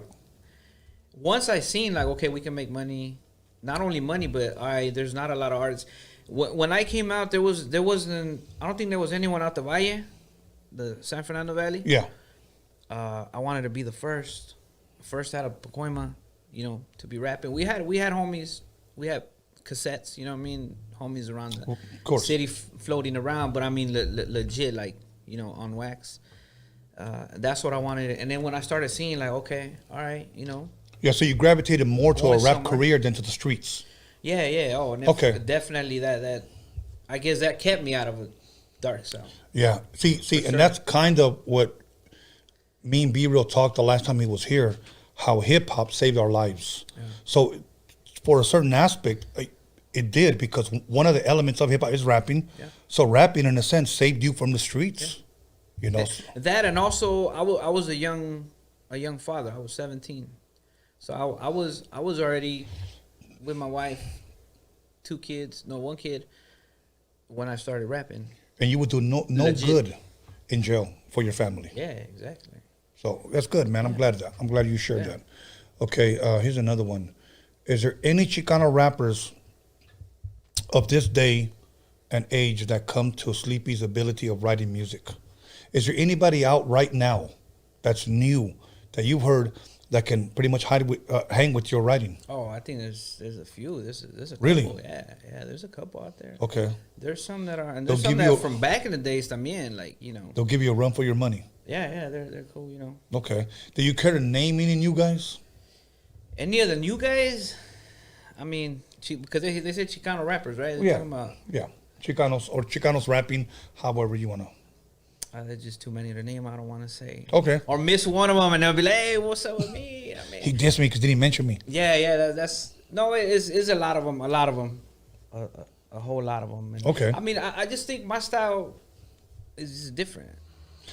See, and I'm glad you said that. Yeah. You're different, and that's what sells. That's what works. Because if you're just gonna be like everybody else, you most likely will not fucking sell because you're trying to be like everybody else. Look, what good would you be if you took my style and you're touring with me? Yeah. It'd be the same. You'd be like my sidekick pretty much, because you dared not to be different. Mm-hmm. So I'm just gonna be just like Tony. He raps that style, yo también. Yeah. So I get it, bro. Even at the shows, like I said, at the shows now, I mean, with my music, you play any one of my songs, boom, that's Sleepy Malo right away. Like, right. They know your sound. Yeah, they won't be like, okay, music and my voice. Right.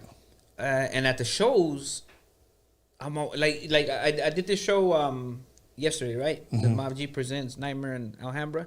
A lot of young, talented artists. You know what I mean? The younger generation. And I seen the crowd, and I was like, all right, the crowd is a lot of youngsters, a lot of youngsters. So I was thinking, like, man, what if I go up there, they're going to be like, yesterday, you know?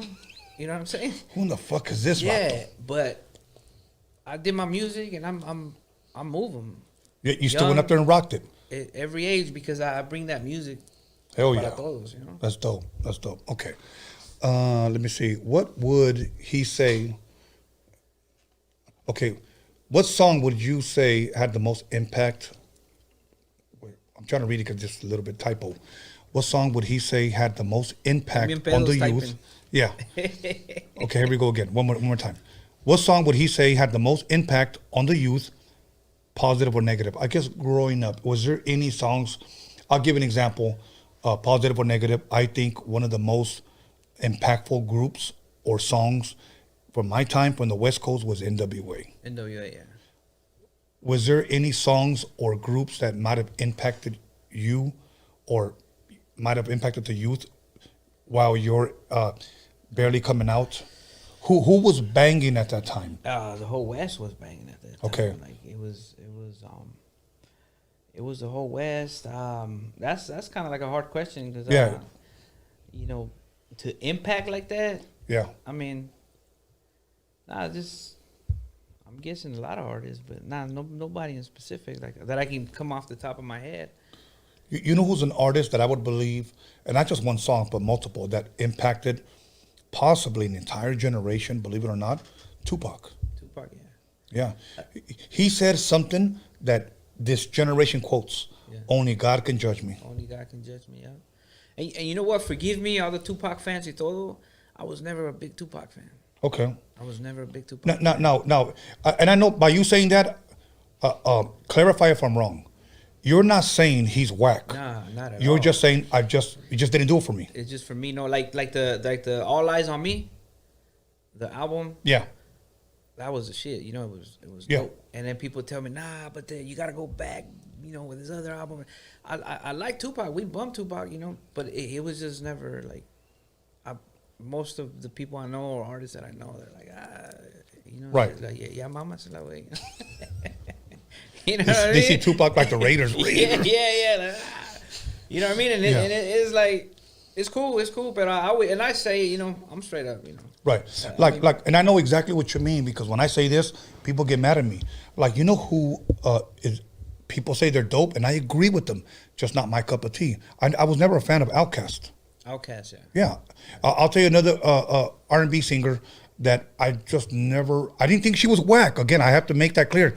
It was just not my kind of music. I didn't like Janet Jackson. Janet Jackson. You know, I was just. Oh, no, don't tell her to. Yeah. I mean, yeah. You know, I was like, you know what? I know she's not whack, but I was like, I don't listen to it. That's just how it is. That's how it is with a lot of things. Like, you know, people tell me, like, when we were talking earlier, you know, like, hey, you know, nunca tomaba. Nah, it wasn't my. Right.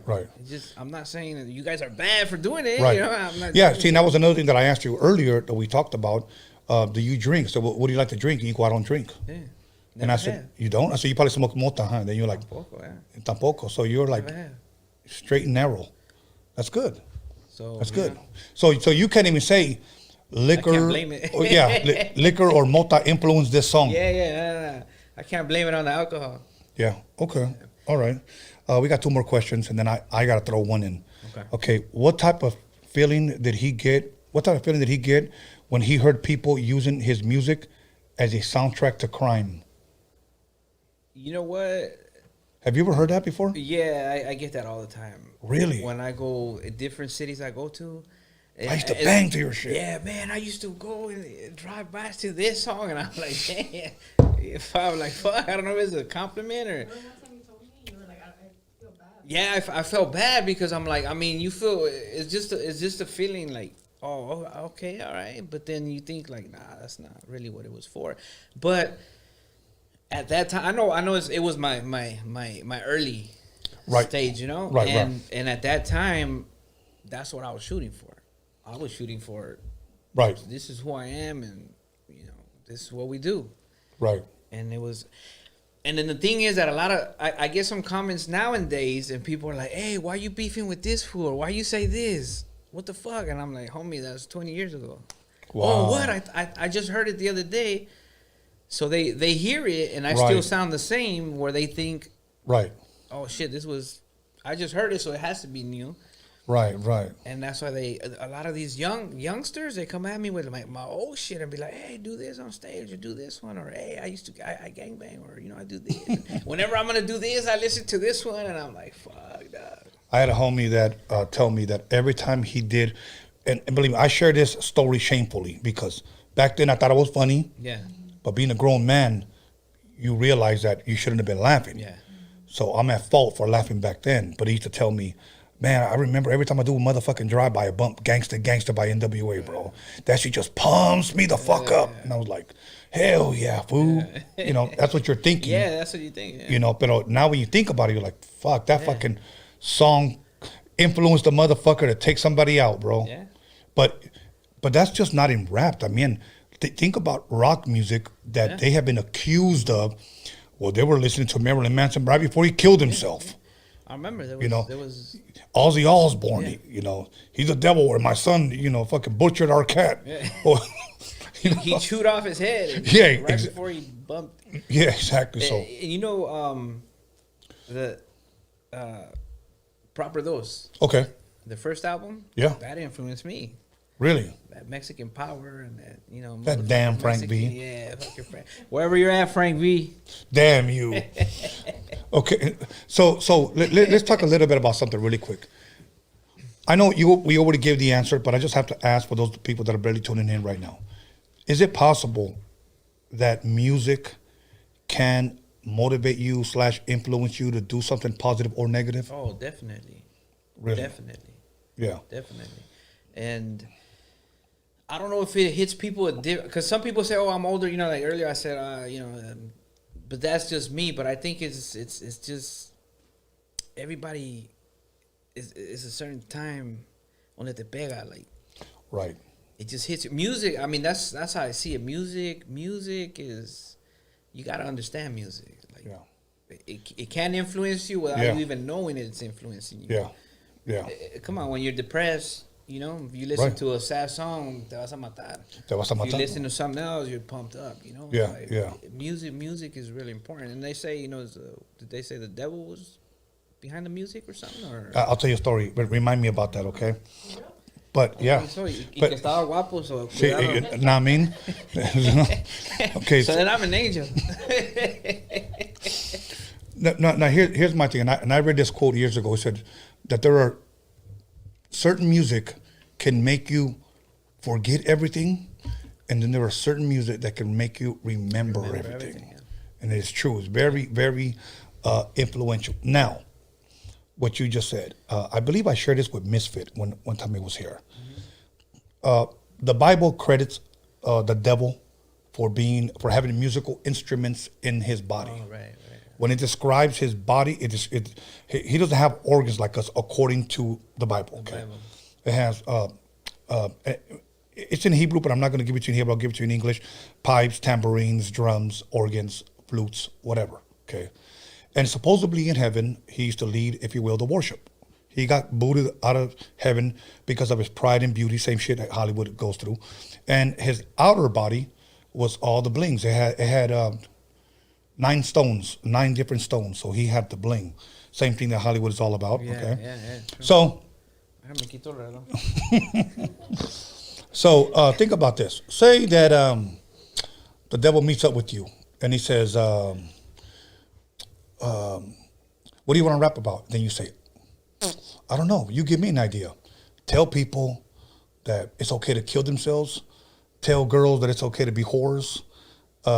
It's okay to take drugs. It's okay to drink this. It's okay to do that. It's okay to do this." Now you, the rapper, say, "Ain't nobody gonna listen to that shit." Mm-hmm. And then the devil goes, "If you put a beat behind it, they will." Yeah. Think about it. Yeah. Think how many people have done that. Mm-hmm. Fuck yeah, let's go get some lean, homie. Yeah. Let's go back to the Beastie Boys. When they came out with Brass Monkey, that was actually a drink. I went out and bought that motherfucker. Yeah. When Easy came out with 8 Ball, I went out and bought a motherfucking 8 Ball. Yeah. Gin and juice. Yeah. I went out and bought some fucking gin and juice. And it's crazy. Me being a DJ, you know who was the number 1 requester of all the dirty songs? The women. I'm serious. Yeah, hey, can you play "We Want Some Pussy" I'm like, ay, güey, esta cabrona. Can you play slow motion for me? So I believe it. Yeah. So, and here's the funny part. We can call a girl a bitch with no beat. Fuck you, motherfucker. I'm not no bitch. But when you're in the club and the DJ says, "Where my bitches at?" Oh, they be twerking the ass, cheeks clapping. Come on, bro. Yeah. But a beat behind it, it makes sense, right? Yeah, it does. No, it does. It does. So, and that, yeah. Shoot that motherfucker. No, I can't. Put a beat behind it. Yeah. And that's how it is, man. You hear the music now, and I know you were talking earlier with Bskanless, and that's how it is, man. Like music now. You know, we used to rap about, you know what I mean? Our rap hustle. was fun. Yeah, and selling dope, because that's what we were doing. Right. To make money, that's what we were doing to come up. And now it's like rapping about, I'm getting, you know, I'm drugged up and this and that. It's like, what the fuck? Like, what's going on right here? Yeah, I'm drugged up. I'm getting the whites of my eyes tattooed. Yeah. You know, like, so like weird as shit, bro. Yeah, like, I don't know, this generation, man. You know, here's what I miss about the old days. When you look at Run DMC, they had songs like Hard Times, It's Like That. You had groups like Grandmaster Flash and the Furious Five, The Message, Survival. You had Africa Bambaataa, Planet Rock. You had Looking for the Perfect Beat. You got Houdini Friends. And then we said that's reality rap, that's street rap. Yeah. You know, like I can relate to that. That's why that shit took off, because we can all relate to it. Again, and people will say, Tone, get over it, music changes. Cool, I get it, bro. I get it. But understand my side. You know, you want me to be tolerant of your bullshit? The crazy part is that most people that want tolerance are not that tolerant. Yeah. Okay? They only want you to put up with their shit, but they don't want to hear you out. They don't want to hear you out. So my thing is, we went from it being fun to, you know, what you were saying, you know, I get fucked up and I'll shoot my fucking self for likes. Yeah. You know? And sometimes the good thing is that sometimes they mumble so much you can't even hear what they're saying, which is a good thing, because... Well, you have to be on that shit to understand it. Yeah, exactly. That's how you decode it. That's another thing. Yeah. A ver, ¿qué dice? Let me pop these para decir qué dicen. Okay. They should sell them with the album, with the CD, unas pills ahí. I'm just playing. Okay. For an example, remember those white Dracula teeth that we used to buy when we were a kid? Yeah. I dare you to buy some of those for Halloween. Okay. Look in the mirror, record yourself, and try rapping one of your songs wearing the Dracula teeth. That's what lean mumble rap sounds like today. That sounds like, yeah. And they don't even have Dracula teeth. Nah. So I got a track called Chicano Rap. Okay. On a new album. And it speaks on that. No shit. It speaks on that. I remember we were chopping it up at Pancho's thing. Yeah. And I just recorded it. I'm featuring my son on that. And a lot of people, you know, they're either gonna hate it or they're gonna love it. They're either gonna ride it. Hate it or love it. The underdog's on top. Yeah. Exactly. Okay. Well, you know what? That's on them. But I think I have like two more questions. Yeah. Okay. Let me see. It was once in college. All right. It was twice. Yeah. Did his family support his music? And if they did, has he ever dedicated a song to one? Yeah, definitely. Definitely my family, being my wife, my biggest supporter. Yeah. She always supported. And I have a song called Tonight's the Night on the first album, which if you listen to it, you're like, man, te pones a llorar. Like, it's a sad song, but it's a true story. Okay. It's a true story of the struggles that we went through, you know, and it's cool we did it, you know. Tonight's the Night. Wedding. Yeah, Tonight's the Night. There's a couple other tracks that I've you know, I always shout out, well, not always, but I shouted out my kids as they're growing up, you know. Okay. I'm in there. Last time you were here, I asked you a question, and I'm going to re-ask you again. Okay. Tell me if it changed. I said, you know what? People always give Frost the credit. This is what people say for starting Chicano rap. Whether he called it Chicano rap or not, they always credit him with La Raza that came out in 1990, a 30-year-old song. And I'm glad that his voice, that song is still being heard. Because that song, whether people want to say it was the first one or not, it opened doors. Yeah. Okay. So let's just say 1990. So now we're at 2021. Okay. 30 years. Okay. Now, here's my thing. And I asked you, who do you believe was the best Chicano rapper to have ever done it? And you had said, me. You said that about yourself. Mm-hmm. Do you still stand by that? Oh, 100%. Can you say a little bit closer to the mic? 100%. Okay. 113% still me. Okay. Is there anybody that you could consider and say he kind of came close? No, I think seriously, like, yeah, there's a lot of them that came close. There's a lot of them. Lighter shade of brown being. Okay. I think they were up there, you know. Right. They were up there. Like La Raza still, you know, regardless, it's like the anthem still. Of course. You hear it. Yeah. You know, it's cool. But, you know, lighter shade of brown, they were up there. Okay. You said something really good. You said La Raza is like the anthem. Yeah. Okay. Again, whether... Although Malo Mayonnaise came before with Mentirosa. Mentirosa, okay. Yeah, so I give credit Malo. What's up, Malo? Okay, but now you have La Raza as, you know, as, if you will, the beginning of Chicano rap, which people give Frost the credit for that. Yeah. Okay. That was a classic song, and then he had another song called La Familia, which I really, really enjoyed. Julio G said he produced it, and then Rich G sang the chorus, okay.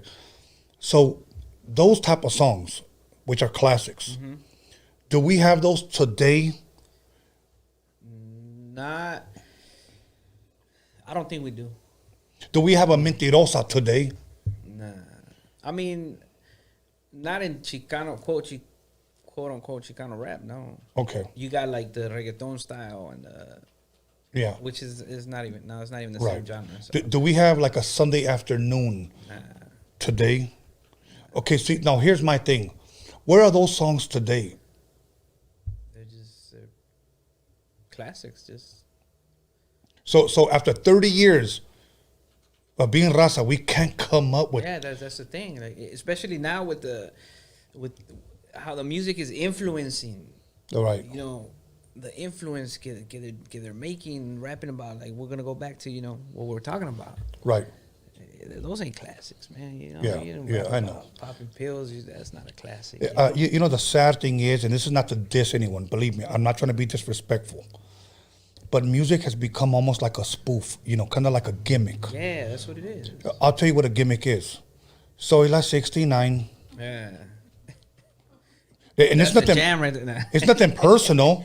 Yeah, but that's. But and this is why I say it's nothing personal, because the sad thing is that so many people, when they play it or they sing it, it's almost in a mockery form. Yeah.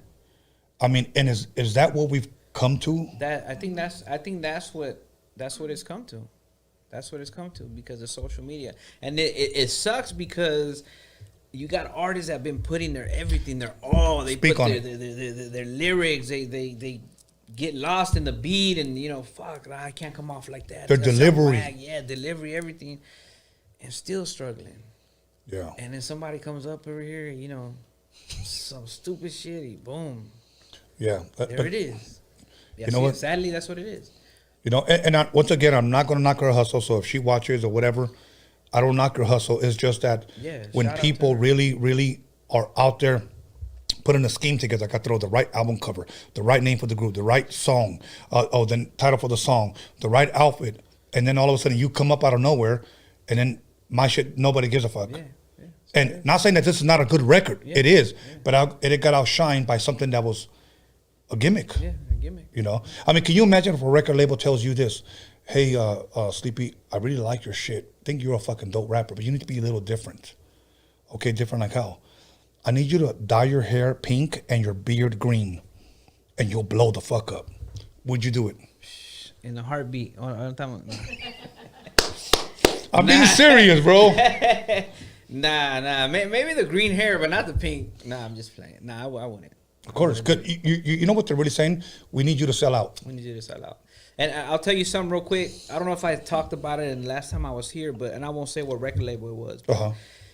I had a big meeting. They were looking for an artist that had a unique voice, a unique sound, that was bilingual. Okay. And all these artists were hitting him up. And the guy was showing me like emails. Hey, I'm the one. Let me go. Right. We got a meeting, you know, because we had the label Mob G Entertainment was new, and we were starting to do this when we did the West Coast and West Side. Okay. And I went in there, and they go, "Can you just rap something in Spanish?" And I did it without trying. All right, cool. But they wanted me to do narco corridos. And And the guy says, we're going to do shows in Mexico and you'll get like 10 grand a show and da-da-da-da-da-da-da. And I told him, you know what, my boy? I don't know nothing about that lifestyle. Right. Streets out here, the border pa acá, I know, I know the streets, I know the politics. I know nothing about that, so I'm good, man. Gracias. Yeah. And he's like, you're the only motherfucker that turned me down. Yeah. And you're the one that I wanted. And I just said, no Right. hard feelings, pero I'm good. Yeah, that's good, man. You know what? Before we go to commercial, let me share this with you. I've had dudes that have come here and offered me good money to produce the record. And because I'll be honest too, I didn't like their rap style. Yeah. I turned them all down. Yeah. And there was a guy that was offering me up to $3,000 a track. That's what he told me. He goes, dude, I can get you. And I go, how many tracks? And he said 10. Okay. So I said, let me hear your shit. I couldn't do it, bro. Yeah. I couldn't do it. Now, people might say, you're fucking lying. Let me tell you something. First of all, money doesn't impress me, bro. I'm not going to put my name on something that I do not believe in, something that I do not approve. If that's the case, that means I sold out. I love music, and I believe in good music. I believe in putting out, genuinely good music, classic music that's going to last, not just some fucking spoof. Sooner or later, you're going to want me in some fucking biker shorts and a pogo stick in your video, So Hey, that's not a bad idea. Yeah, well, I'll try it. So, okay, check this out, bro. We're gonna go ahead and take a 10-minute break. We're gonna come right back. Is that cool? Let's do it. Okay, because he said he's got somebody he wants to diss, I believe. So, anyways, I'm just playing. So, anyways, don't let me put words in your mouth. We'll be back 10 minutes. Once again, call somebody, text somebody. You know the rest. We'll be back. Sleepy Malo in the motherfucking building.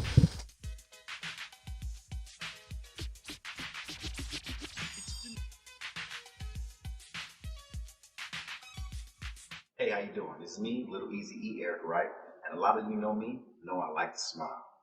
And to thank for my beautiful smile, I want to thank Occidental. That's Occidental in Hollywood. So check this out. For all your dental needs, be sure to come to them, because they'll be there to take care of you. That's Occidental in Hollywood. Check them out.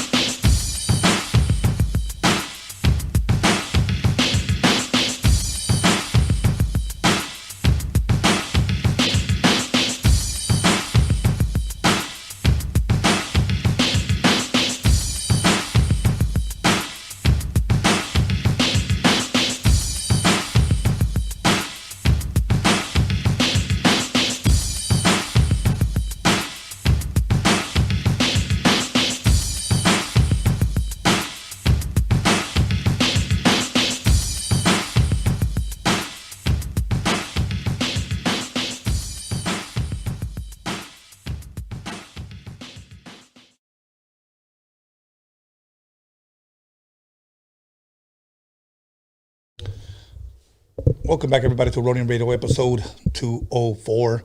And you know one thing I noticed? That we had a bunch of dislikes tonight. I wonder why. You know what that tells me? That we know you're watching.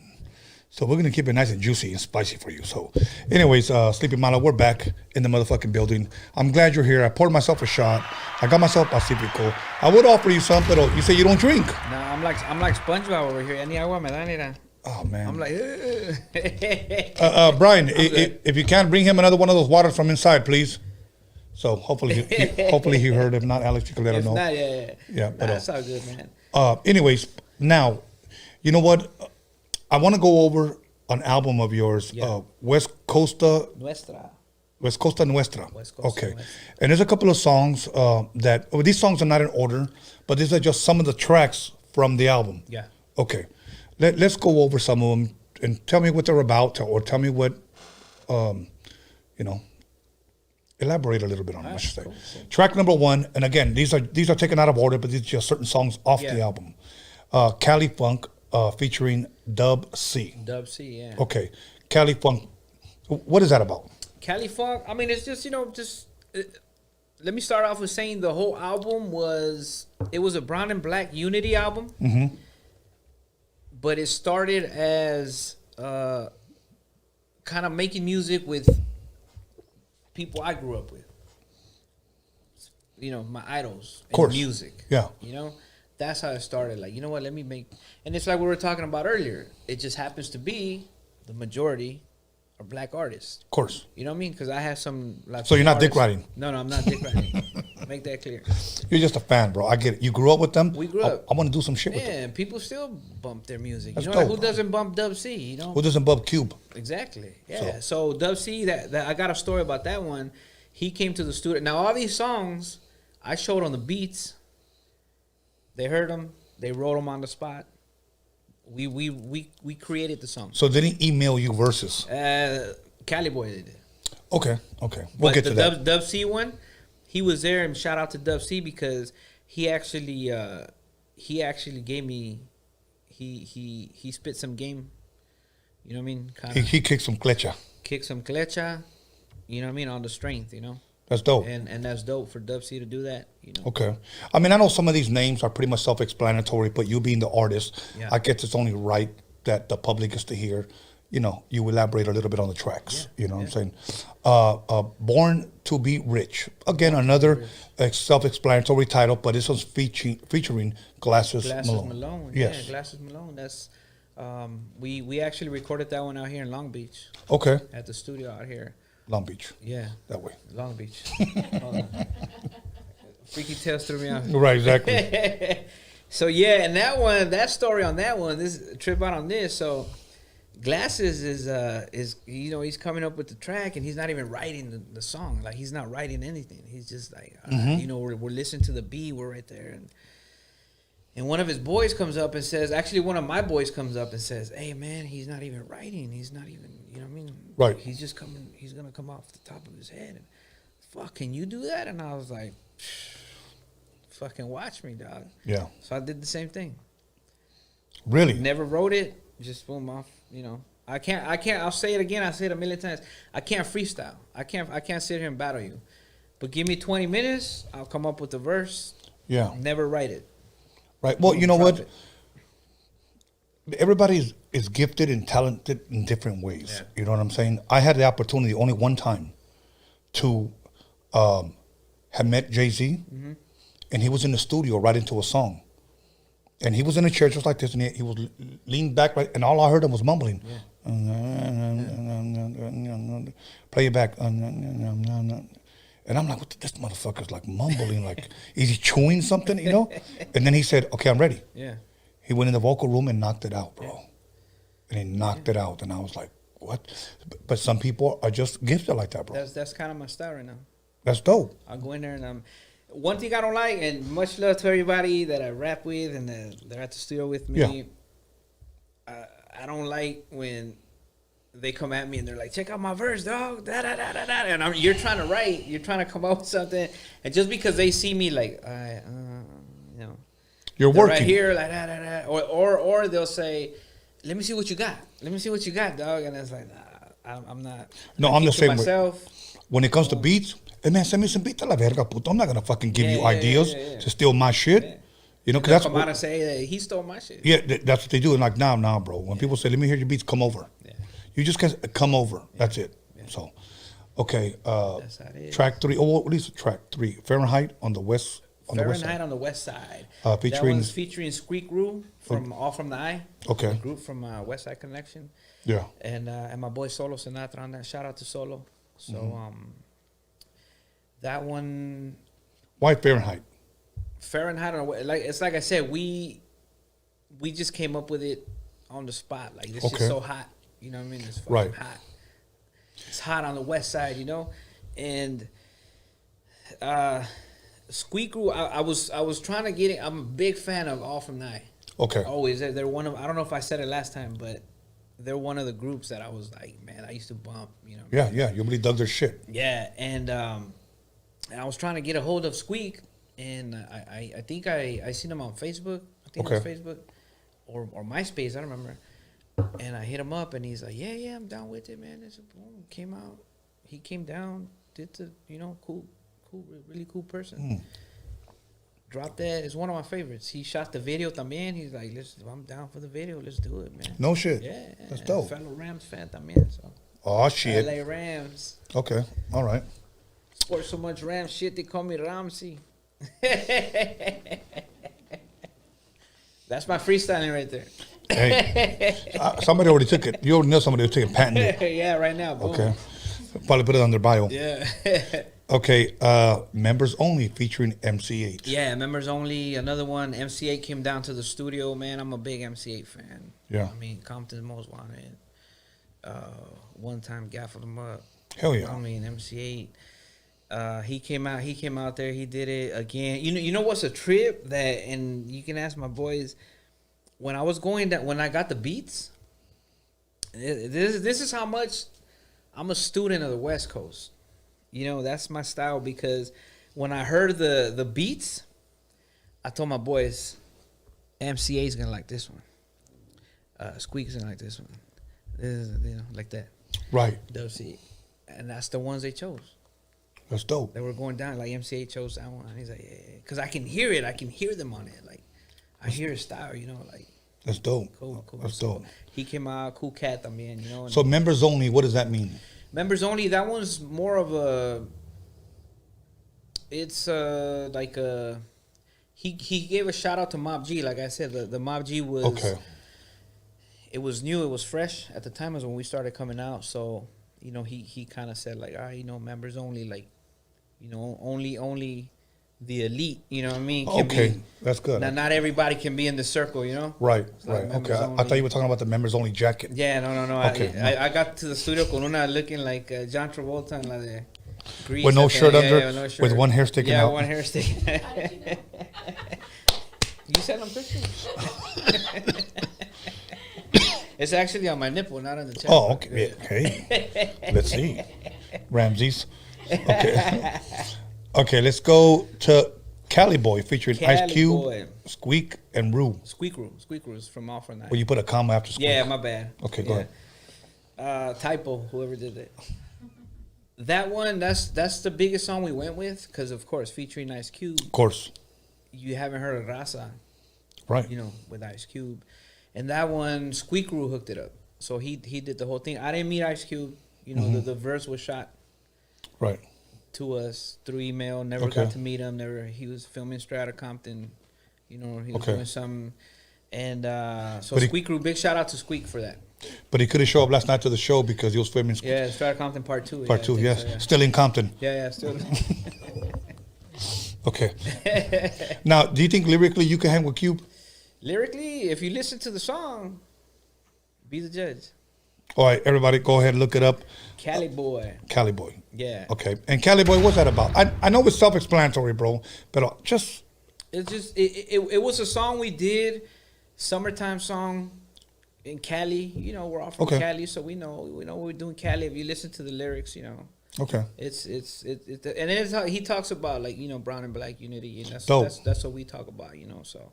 It's cool. I pictured the video. Like, I wanted to do the video, but again, of course, that would have been huge. Yeah, he was filming Friday Part 3 or something. And straight out of Compton Part 4. Friday 4, I mean. I haven't left Compton, so. Yeah, but you know what? Let me tell you a story about that one. That Go one, ahead. we had investors. We were running with it, man. That's the song we ran with, and that's when I felt like, you know what, we did it. This is it. Cause when we started Mob G Entertainment, we were like, all right, we're gonna come in hard. You know, I came out of the old label. Yeah. You know, I was laying low for a minute and then Right. came back up. And shout out to Big Spooky, my boy. And when that happened, we ran into a lot of politics in the radio. Believe it Really? or not. Like, give us an example of. I won't say the radio stations. Of course, I would, but go ahead. Yeah. So these were Raza DJs or DJs, right? Yeah. And they were telling me like, hey man, one dude said, you know, I had my Lakers jersey. Walked in. I don't know if I talked about it last episode. So, summertime, Laker jersey, Cali boy, Sleeping Malo, Ice Cube, Squeak Roo, and the guy says, you know what, it's cool, but if you would have walked in here with a nice polo shirt and some slacks, you know, another artist came in like that and looking, you know, and I was looking at him like, the fuck, you know. Where in the fuck does he think you're from? That's what I'm saying. You know what I'm saying? Like, I told him we're in Cali. You know, what did he think you were from Philadelphia or somewhere? I don't know if he thought the song was Church Boy or Cali Boy, you know. And I was like, man, come on, you know. And then other radio stations, black or brown people, I'm just gonna, you know, I'll say, I'll be straight. I wasn't dark enough. I wasn't black enough for them. You know what I mean? Like they will see me like, nah, this fool, you know. Right. He's not a black artist, so. Yeah. Well, that's your experience. We got that. We got that. Yeah, we got a lot of that. And then a lot of my own Raza was the ones that were. Oh, Raza. Chicano. Oh, it's Chicano rap. I walk in the door. Oh, Chicano rap. You know. Yeah. Second door to the left. Yeah, yeah. The exit. They'll look at you. Delivery boy? No, I'm a rapper. Let's be real. Let's keep it fucking real. They're like, hey, okay? you're late. Órale, a cocinar, cabrón. Exactly. Yeah. Exactly. You know, take my clothes when you. Yeah. But we ran into a lot of that, and we were like, you know what, this album, if you see the features, man, and you hear the tracks, right? It was hot, especially for, you know. I know, but right away, Chicano rap. Yeah. That's the fucked up part about it, bro. That's the fucked up part about it. So, but we fucked it up ourselves. You know what I mean? And we have nobody to blame but ourselves. Yeah. I've had a Chicano rapper sit right there, and when the camera's turned off, you know what they say? Chicanos are the worst. Yeah. We hate on each other so fucking much with a passion. Yeah. And you know what? I'll be honest with you. I never wanted to believe that. If somebody would have asked me, Tony, do you see it? Yeah, I see it. Mm-hmm. I see it. Yeah. And why is that? I guess only those people that hate can answer that. Yeah. You know? I mean, why would two guys go live and talk about me? Yeah. What good did that, you know what I'm saying? What did that get you? What they were trying to get is to get you down, you know? Like, it's like we were talking about the other day, like all these upcoming boxers coming up. Mm-hmm. Raza, you know, like, they right away they want to put them, oh, you know what, this fool will beat this fool. Oh, this fool will beat this fool. Right away los quieren poner. Yeah. So then one beats the other y al otro ya les vale madre y ya nomás está uno. Now that, you know what I mean? There's just one of us instead of being 10 of us. Right. You know what I'm saying? And no, you're right. But I like the new generation now. Like I said earlier, I see more unity in them. Like they se llevan mejor, you know. That's dope. And, that's dope. I like that. Hopefully the future is bright, bro, for us. So, I like that. Okay, we talked about Kings of LA, King T. Kings of LA, King T, another cool dude, another cool cat, another cool real legend, fucking cool dude. Another legend. Yeah. Another legend, big time. Yeah, he came in, he did his thing. You know, he's just meeting them, just meeting them is like, of course. You know what I'm saying? Like, fuck, I bumped this dude, you know what I mean? Right. And then being in the studio with them and then being there on your songs. Yeah. It's just a feeling that, you know what I mean? I'm going to ask you something. I want you to be real with yourself and be real to your fans, okay? To my one fan or two fans. Yeah, exactly. So when... Not to the 53 that... dislikes. Yeah, but that are hating. That's only 2 people that we know who it is. Yeah, exactly. Those are secret fans. That's what they are.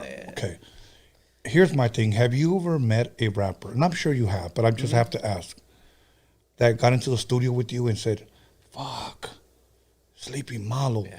The way you saw Cube, the way you saw King T, that's how you know you have made an impact. Yeah. So you've experienced it. There's been a couple of them, yeah. And you know what, for me, and I say this very humble, it's an awkward position when people say, fuck, you're Tony A. Yeah. And honestly, I almost feel like, dude, I put my pants on just like you. Don't worry about it. We're good. Yeah. You know what I'm saying? But for me, it's an awkward feeling. Yeah. For some people, they love that stroking of the ego. You know what I'm saying? Yeah. They love that shit. And I know a lot of artists that love it. And let me tell you, why we always bump heads? I'm not gonna fucking stroke your ego, bro. Yeah. Hey, she always tells me, or people tell me, like, hey, you gotta take it, because I'm always like, nah, it's cool, but they're like, no, you gotta take it, you get your flowers right now. Exactly, because you know what? But for me, it's very hard to receive my flowers. I'm the type of guy, you got flowers, leave them right there, bro. Yeah. I'll get them later. Yeah. And it's like when I met you years ago. Yeah. I was like, man, that's Tony. Because I remember back then we used to, I used to do drive-bys to fucking, Thanks. Si no te gusta, chinga. Yeah. Well, okay, now let me ask you this. I don't think I asked you this. What was your first impression of me when you met me? Just that, like, man, Tony A, like, I'm here, like this. Was I an ass? A legend. Nah, you were just quieter. You were really quiet, and you were, I'm telling you were showing music that you had. And, right. And it was another dude that brought me. Uh-huh. So I came with him, and he knew Steve Yano, rest in peace. Right. And I knew him too, but he knew him, Right. He worked with them, so I was like, man, because he told me, hey, you want to go meet Tony? I was, fuck yeah, let's go meet Tony. Thank you, bro. Yeah. I mean, for me, part of the reason why I was always quiet, because a lot of people that walk through my doors I never really trust. Yeah. Now that I'm podcasting, I have to fucking talk. Yeah. You know what I'm saying? Yeah. So, but usually you just don't say too much. Especially with some of your guests se quedan callados, no hablan. You guys would be here just like. I know, and people are like, let your fucking guest talk. He's not talking, bitch.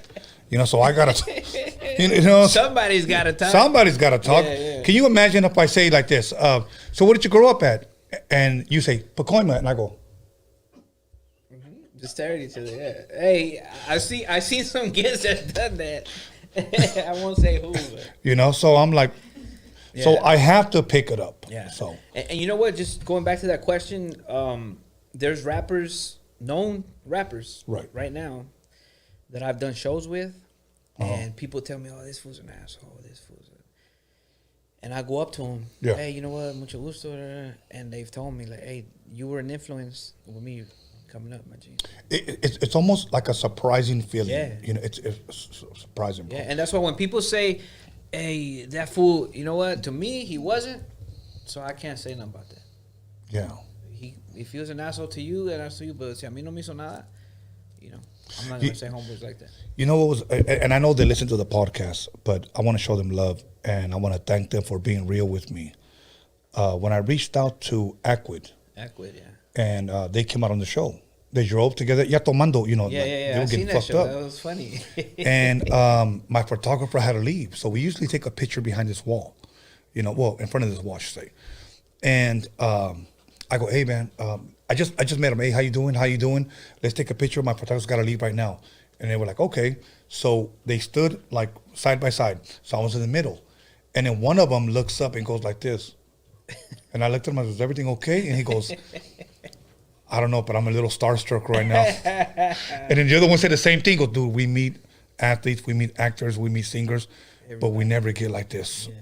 So we just want to say, like, it's all good, bro. Don't worry about it. So, but I had a fucking great time, bro, because of course they said, Tony, you were one of the first ones and blah, blah, blah. I don't see myself as that. I just see it as a guy that was just trying to make it. But you know what, knowing that you produced, you know what I mean? Dope music, knowing that you were in those times. Right. You know what I mean? Representing and seeing you on the covers. Yeah. I mean, seeing like, hey, you know what, he's brown like me. Yeah. That was a big influence. Possibly the first black and brown album cover. you know. Yeah. And my history, and I've shared this before, going back to Dr. Dre, NWO, all the mixtape stuff. Being a part of that camp and then being a part of the DJ Quake Second Tenant AMG camp. Being a part of all that, bro, is something that I kept to myself. And the reason why I brought that up, I brought my son up today, because my son is responsible for encouraging me to share those things. Because if he would have never have encouraged me, I would have just took those stories to the grave. Yeah. And that documentary would have never have been out. Yeah. So that's my story of Steve and the things that he blessed me with and the opportunities that he gave me. So that's why I always tell everybody, I want to help you. Yeah. All I ask is that when you walk through that door and you make it, do it for the next man. Exactly. But I've known motherfuckers that as soon as I get to the door, I'm closing that motherfucker right behind me. That's that fucking ego, and I would never help you. And that's why we're, That's why we're at where we're at. Yeah. 30 years in the game and still trying to get in. Yeah. I was telling them a story when we went on break about, the radio station, Power 106, how we could have been somewhere. But of course. People, their ego, man, they're like, nah, if it ain't me, Yeah, exactly. Alex, go give me the bottle, please. And bring me another beer. Y un cafecito. Yeah. Bring him a beer or something like that. So I don't know what it is. If Hey, you went on stage last night. I was rapping, and shout out to everybody that was out there last night, man. Had a good time, all the artists. But okay, where were you at? Give a shout out to that. We was in Alhambra. Alhambra. La Tequila Bar también. It was Mob G Entertainment. We're doing shows now and big events, and it was Nightmare on Alhambra. And it was a lot of young talented artists. Right. But everybody and their mama were smoking in there. And I was on stage and ya ni podía hablar. You know what's funny? And I told you this earlier. Dudes don't smell like cologne anymore. Yeah, they smell like weed. Yeah. Solo, if you're listening. Dude, like, fuck, bro. Like, sometimes I walk into a club like this, bro. Yeah. Like, fuchila. Hey, this jersey, I was wearing it yesterday. They were clowning me for a day. So you're still wearing the same clothes. They're like, no te fuiste a la casa, eh? Yeah. Well, we usually wore it the next morning to church. Yeah, exactly. Yeah. Even with a nightclub stamp. Yeah. As long as we confess, we're good. Yeah, exactly. So. And then we go do it again. Yeah, so that's as long as we live an offering. Yeah. And I couldn't, ya no podía. I was like so much smoke y todo, and I was like, I was looking at my boy Lex. Shout out to Lex. Okay. Lex Luthor? Okay. Lex Lucrative, and he had a water. Okay. And I'm like, hey, let me get the water. And my other homie comes up and he gives me a beer. So I'm on stage rapping with a beer. Oh shit! Evidence. But I was so thirsty that I was gonna fucking take a sip. You was, but no, you didn't. I didn't. No, Solo took it off my hands. He's like, hey, boom. Ya me dieron mi agua, and I was like, okay, I'm not trying to encourage you, but why didn't you just take a sip, like just to quench your thirst? I was about to, but okay. I don't like the taste. Okay. Like I've tasted beer. To me, all beer tastes the same. You know what? I have to say the same thing. That's why sometimes I tengo que poner, like sal or limon, kind of flip it, kind of remix it a little bit. Yeah. Because to me, all beer tastes the same. You know what it tastes like? Like it's missing an ingredient. It's not finished. Oh, okay. It's not done. Yeah. When people drink beer, like I drink it for la peda. You know what I'm saying? But there's people that drink it like, oh my God. And I'm like, cálmate, puta. Like, you know what I'm saying? You know what I'm saying? Like, I can only drink Coronas. Nah, like when we were young and, we were at the ditching parties trying to be cool. I have my beer walking around. I'll sip it and babysitting. Like, how can they like this? But I've never been drunk. Never been high. For reals? For real. So far. Oh, in Japan, they gave me, they did give me a... Sake? Yeah, so now it's a tradition when I go out there. I went out there 4 times. So when I go on stage, man. Say that again. How many times? 4 times. Hell yeah. So when I go out there, they, You can't say no. I can't say no because they're like, it's disrespectful. It's super sake. Yeah. You got to, hell yeah, bro. Pero nomás la abro ya con that's a beautiful thing, bro, that you can go around the world, bro, okay, because of your lyrical skills. Exactly. Yeah. That's a gift. That's a gift and that's a blessing. Yeah. Other guys have to buy their own fucking ticket and go out there and fucking and I always tell, and I've told people like in the beginning, social media, it wasn't as big as it is now, but when I go out there, I always tell my fans, hey, I'm gonna record everything. Because I want you guys to get that feeling. Mm-hmm. I'm out there, I'm representing for you guys because if it's not for them, I wouldn't be out there. Right. I wouldn't be out there for real. Okay. Track number 7, the Spooky Shit. Featuring Jay. Now, Jay Felony. we're in October, spooky season. Is that talking about Halloween? No, it's talking about it's something I can't get into, but it's the jack-o'-lantern over there. It's about slanging. Okay. If you know J.O. Felony, you know he's Okay. he's known for. Okay. So you know He wasn't too sexy for that track? no, Okay. he wasn't too sexy for that one, but you know I was Aquaman for a minute, you know. Okay. So we did that track. That track was dope, and you know what? Actually, he shot that verse also. I didn't meet him. I didn't meet J.O. Okay. No, he was in San Diego, and I didn't meet him. So that's another one I didn't meet. Okay. California Sunshine. Cali Sunshine. That's with my boy Cam. Cam. Yeah. Shout out to Cam. Woo, Much woo. love to Cam. Yeah, I grew up listening to Cam. Another one of my favorites. He's a really cool cat, and we did a couple tracks. And that one became the single. It was bigger than Cali Boy. Really? So Cali Sunshine that's the one when I do events. That's the one I close it with. And you know what? I think every rapper, in my opinion, should have a closer. Yeah. And that's a closer for you. That's my closer right there. Because you know what? I always wonder, like when you go see a rapper, let's say a rapper today, what's going to be the song that everybody's waiting for to rap at the end? A lot of these dudes do not have that. They don't. They don't. We just out of here. Yeah. You know. Vámonos. You know who we went to see? I went to go see Guns N' Roses. Okay. At the Raiders Stadium. Okay. I went out there.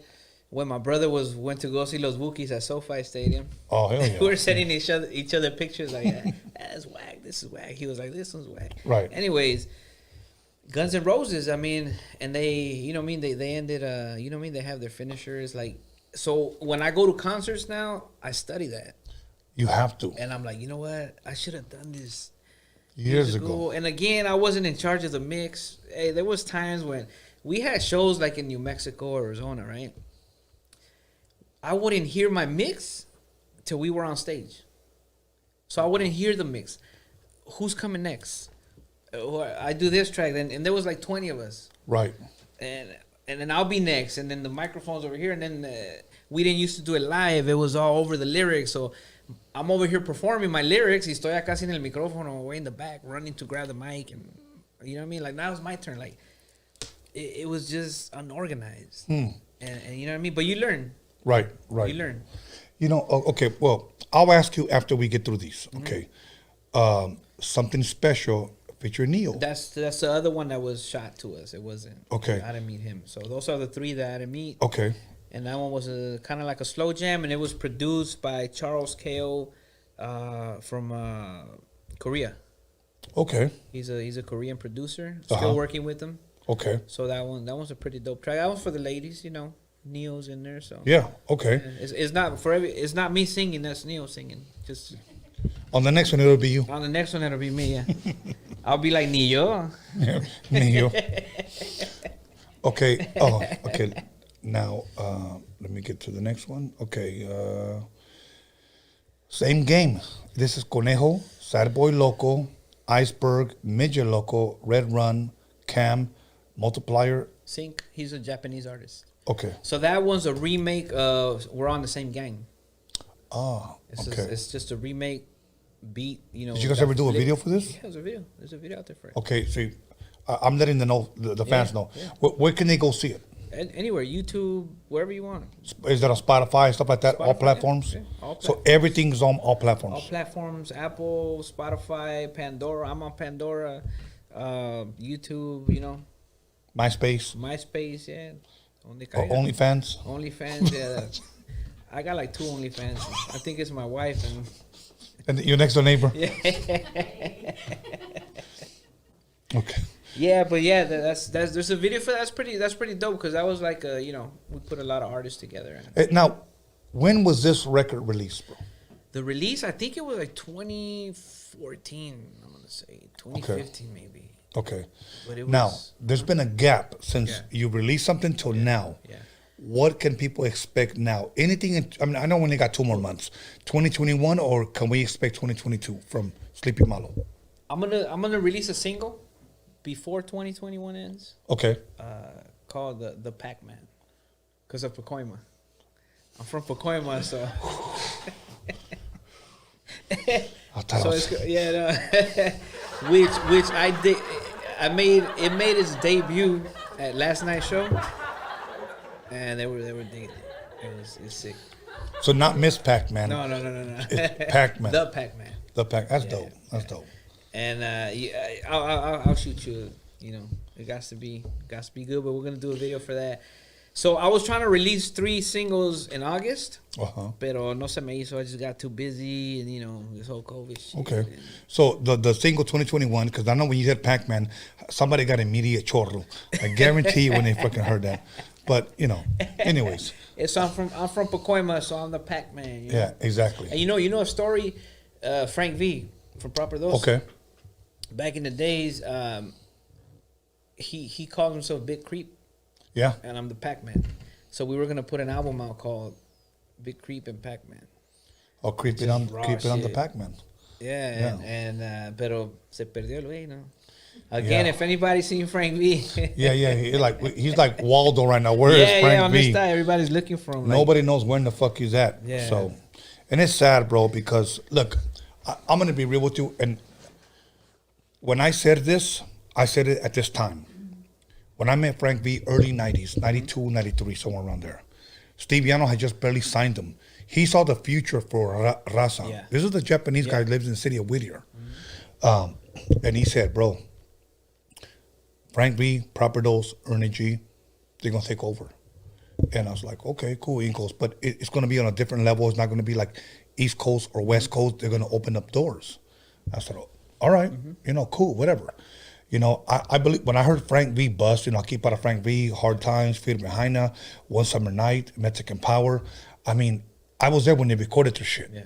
So when you got somebody saying Ernie G didn't produce their shit, you're a fucking fat liar because I was fucking there and you were nowhere to be found. You were 2 hours away. I fucking seen it. I knew them. You didn't know them.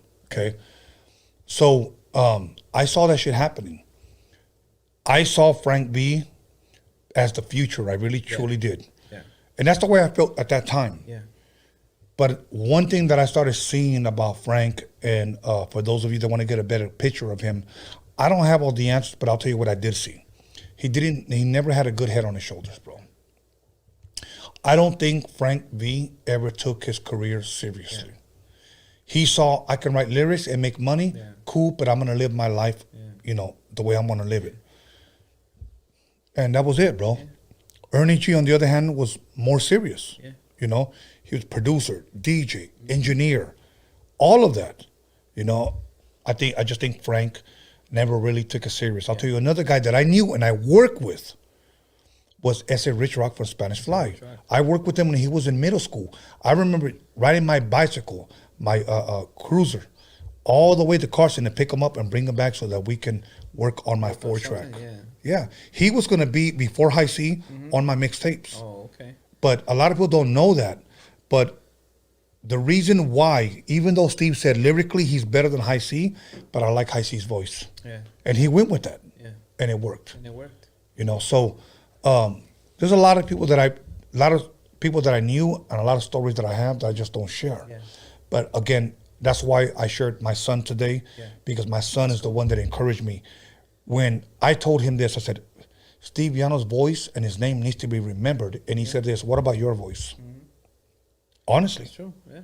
Because many times at Raza, let's be honest, we try to uplift others and sometimes we forget about ourselves. At least humble motherfuckers act like that. Time, yeah.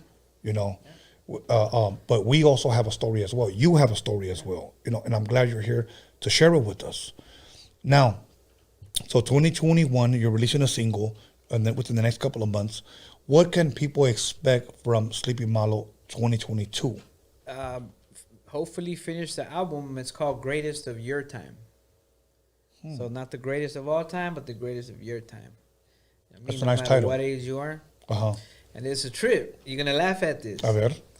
The your time is you are. So it's spelled gout. Because people know I got gout. So I'm kind of doing it like, you know what I mean, gout, like, but it's greatest of your time. Okay. I'm just running with it, like, you know. And in this one, because people hit me up like, oh, I came out saying, you know what, it's gonna be my last album. You know, there's just too many politics, too many people coming up now. You're like, why is this fool up here? You know, right? Or why is this fool still here? You know. But what I'm doing is, then people said, nah, you know what? If it's your last album, let me be part of it. Let me do it. So I was like, all right. But you know what? I thought about it.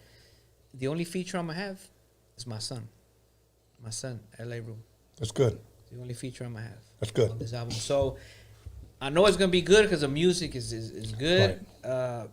If people say, hey, you know what, we want another one, then I'll do another one. Is there a reason for no features other than your son? Just because I want to do a whole album, just me. Let's take it back like that, bro. Just me. And me and the artist that I'm working with, Mr. D, he said the same thing. If talking about no features, if I can't pull my own weight, I should not be rapping. Yeah. That's what he said. That's true. Bro, let me tell you something. I don't know if you ever met him, but if you ever meet him and you talk music with him, you would think you're talking to somebody my age because of his music, if you will, the information that he's collected over the years. You can tell. I never met him, but you can tell in his lyrics and his vocabulary. Right. You can tell. Well, off the next beat that he's going to be rapping to, because we're doing his album. And we're also going to be doing his freestyles that he does, with his cell phone. Yeah. We're going to continue that. Because if you think about it, in a sense, those were his mixtapes. The same way I released mixtapes, those were his mixtapes. So we're going to continue that tradition for him while we're working on his album. Yeah. To continue to keep people enthused, entertained, and continue to stay in the public's eye. Yeah. You're going to trip out on what he's going to do next, bro. Yeah. And I love it, bro. Like, talking to him, working with him, I feel refreshed. I feel a second wind. Yeah. I feel like the Mexican Roberto Duran. So right now. Hey, and I remember you were saying, like, you know what, you're retired and they're not going to bring you out of retirement, and then he got you out. So he did. Just talking to him. But it had to take somebody like him, bro. Yeah. It truly did. Yeah. And I'm glad that we got to go on the Be Real show and share that. And then when people were asking who your influences, and he shared who his influences were, even he was shocked. And he invited us back, But you know what? I didn't catch that one, but I'm going to catch it. Yeah, man. And he said, Big Daddy Kane, Pac, Biggie, Big L, Big Pun, a lot of those guys, And I think a lot of his influences came more East Coast, than the West Coast, even though he likes the West Coast. Yeah. But I think he's somebody that people need to be looking out for, because when he comes out, I think, people already asked him, would you do a feature with me? And he doesn't want to do it with nobody as of right now. As of right now. So things may change. That's good. So, it's different. And you're doing that. Yeah, that's why I was like, you know what? If it's my last album, I just want to shoot it to, you know what I mean? Let me just be me. Like, I'm have fun with it. Just do me. Put my 100 into it, and then introduce my son at the same time. Right. He's 16. How do you feel about your son right now as far as his lyrical skills? I know he needs work. Not too much. Like maturity. Yeah. Okay. Yeah. So teaching him the ropes, and I told him, I said, look, people, because of who your father is, right, they're gonna want you to sound a certain way. Right. They're gonna want you to look a certain way, and if you don't, you're gonna get all the I was expecting the younger Sleepy Malo. Right. I tell him, you do your style, which is not like mine. But it's not like he's not a mumble rapper, nothing. He's a lot like Mr. D, your artist, that he's young, pero you know what I mean. He's mature. He's been educated, yeah. And he tells me that, he's like, man, he tells me what's wrong with my generation, So I kind of show him the ropes, and I want to work with him. He hasn't been to a big studio, you know what I mean. So I tell him, I got my boys at the studios, and I tell him, you could rap with your homies. You got your, a little studio at home. You do this, do that. It's cool. But when you walk into a studio, a professional studio, and you see the legit or somebody that knows what they're doing, it's a whole different feeling. It is. It could be intimidating as well. Yeah. But it gives you that, like when I first walked into a professional studio, I was like, and then you hear yourself and you're like, oh, damn. Or the whole other level. Yeah, when I first heard myself, and this was at one of the homies' rooms. You know, when we first started the whole Packtown Writers, that's what started it all. That's what started Southland and the whole our camp. You know. So when we started, shout out to Big Spider. When we started that, I heard myself and I was like, damn, like, whoo, my voice, I heard it. And not to be, you know. Right. Tooting your own horn. Yeah, but, not to pat myself on the back, but you know what? I heard it and I was like, oh, shit. If you don't toot your own horn sometimes, don't complain that there's no music. Yeah, true. It's very true, bro. So sometimes you do got to say, you know what? Yeah. You know. She says I get a big head, but. No. You know what? I'm going to say this. I don't know if you watched the Julio G interview. Yeah, I did. Okay. Julio G spoke a lot of fucking facts, bro, and I'm glad he did. He said, you know what? I broke a lot of records. Yeah. I broke a lot of artists. Now, if he would have been humble and took that to the grave, those artists would have been like, thank God he never said anything. Yeah. No, but it's true, bro, because a lot of guys like him never get the credit they deserve, bro. I mean, let me just give you an example. Hypothetical. Say that you came to me. Nobody wanted to play your shit on the radio.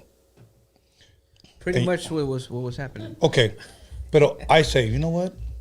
Say, I don't know, I'm in New York. I like your shit, bro. Give it to me, I'll play it. Yeah. Say in Cali, nobody gives a shit. But in New York, they like your shit. Yeah. All of a sudden, the shit is on regular rotation. Yeah. Now, Power 106, now KD or 92.3 The Beat, caught wind. New York is bumping fucking Sleepy Malo.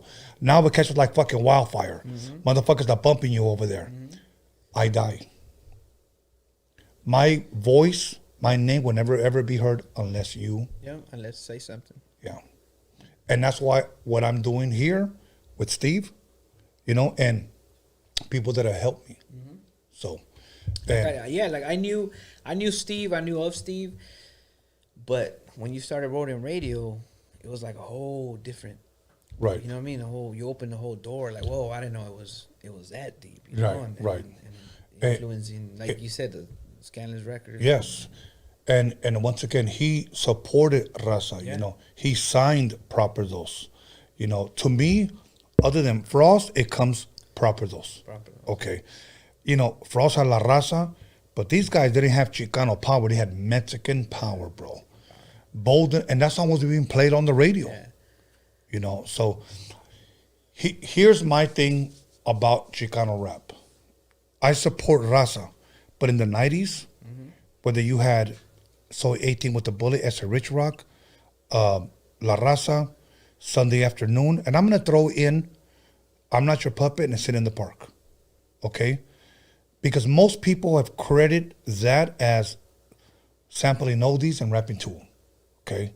Then you have Lighter Shade of Brown, Sunday Afternoon. Then you have the Brown side. Okay? Then you have, towards the late 90s, you start having Nino Brown, Slow Pain. You start having AOT. You know, a lot of these other people. And I'm sure they were all mixed in throughout the 90s. Yeah. My whole point in sharing that was this, that we all had record deals and we all were played on the radio. Here comes the millennials, the 2000.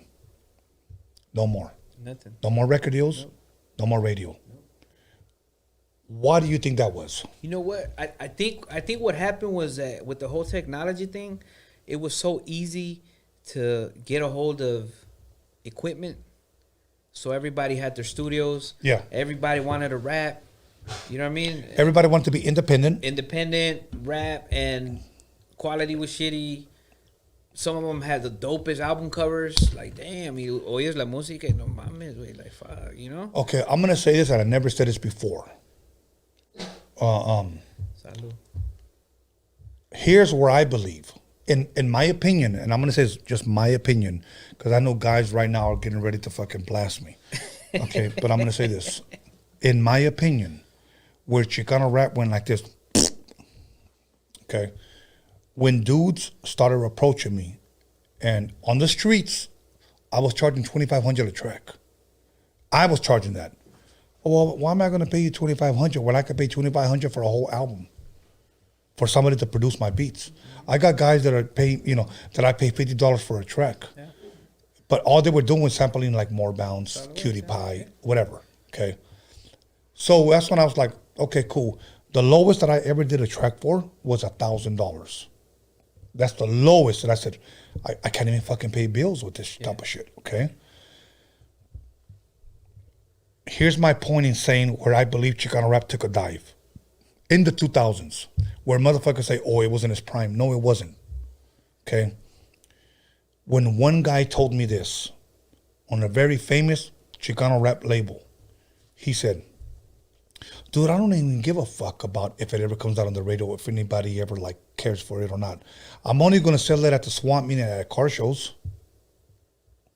So we had small-minded dudes that lowered our culture to, I'm only going to sell it at car shows and at the swamp meets.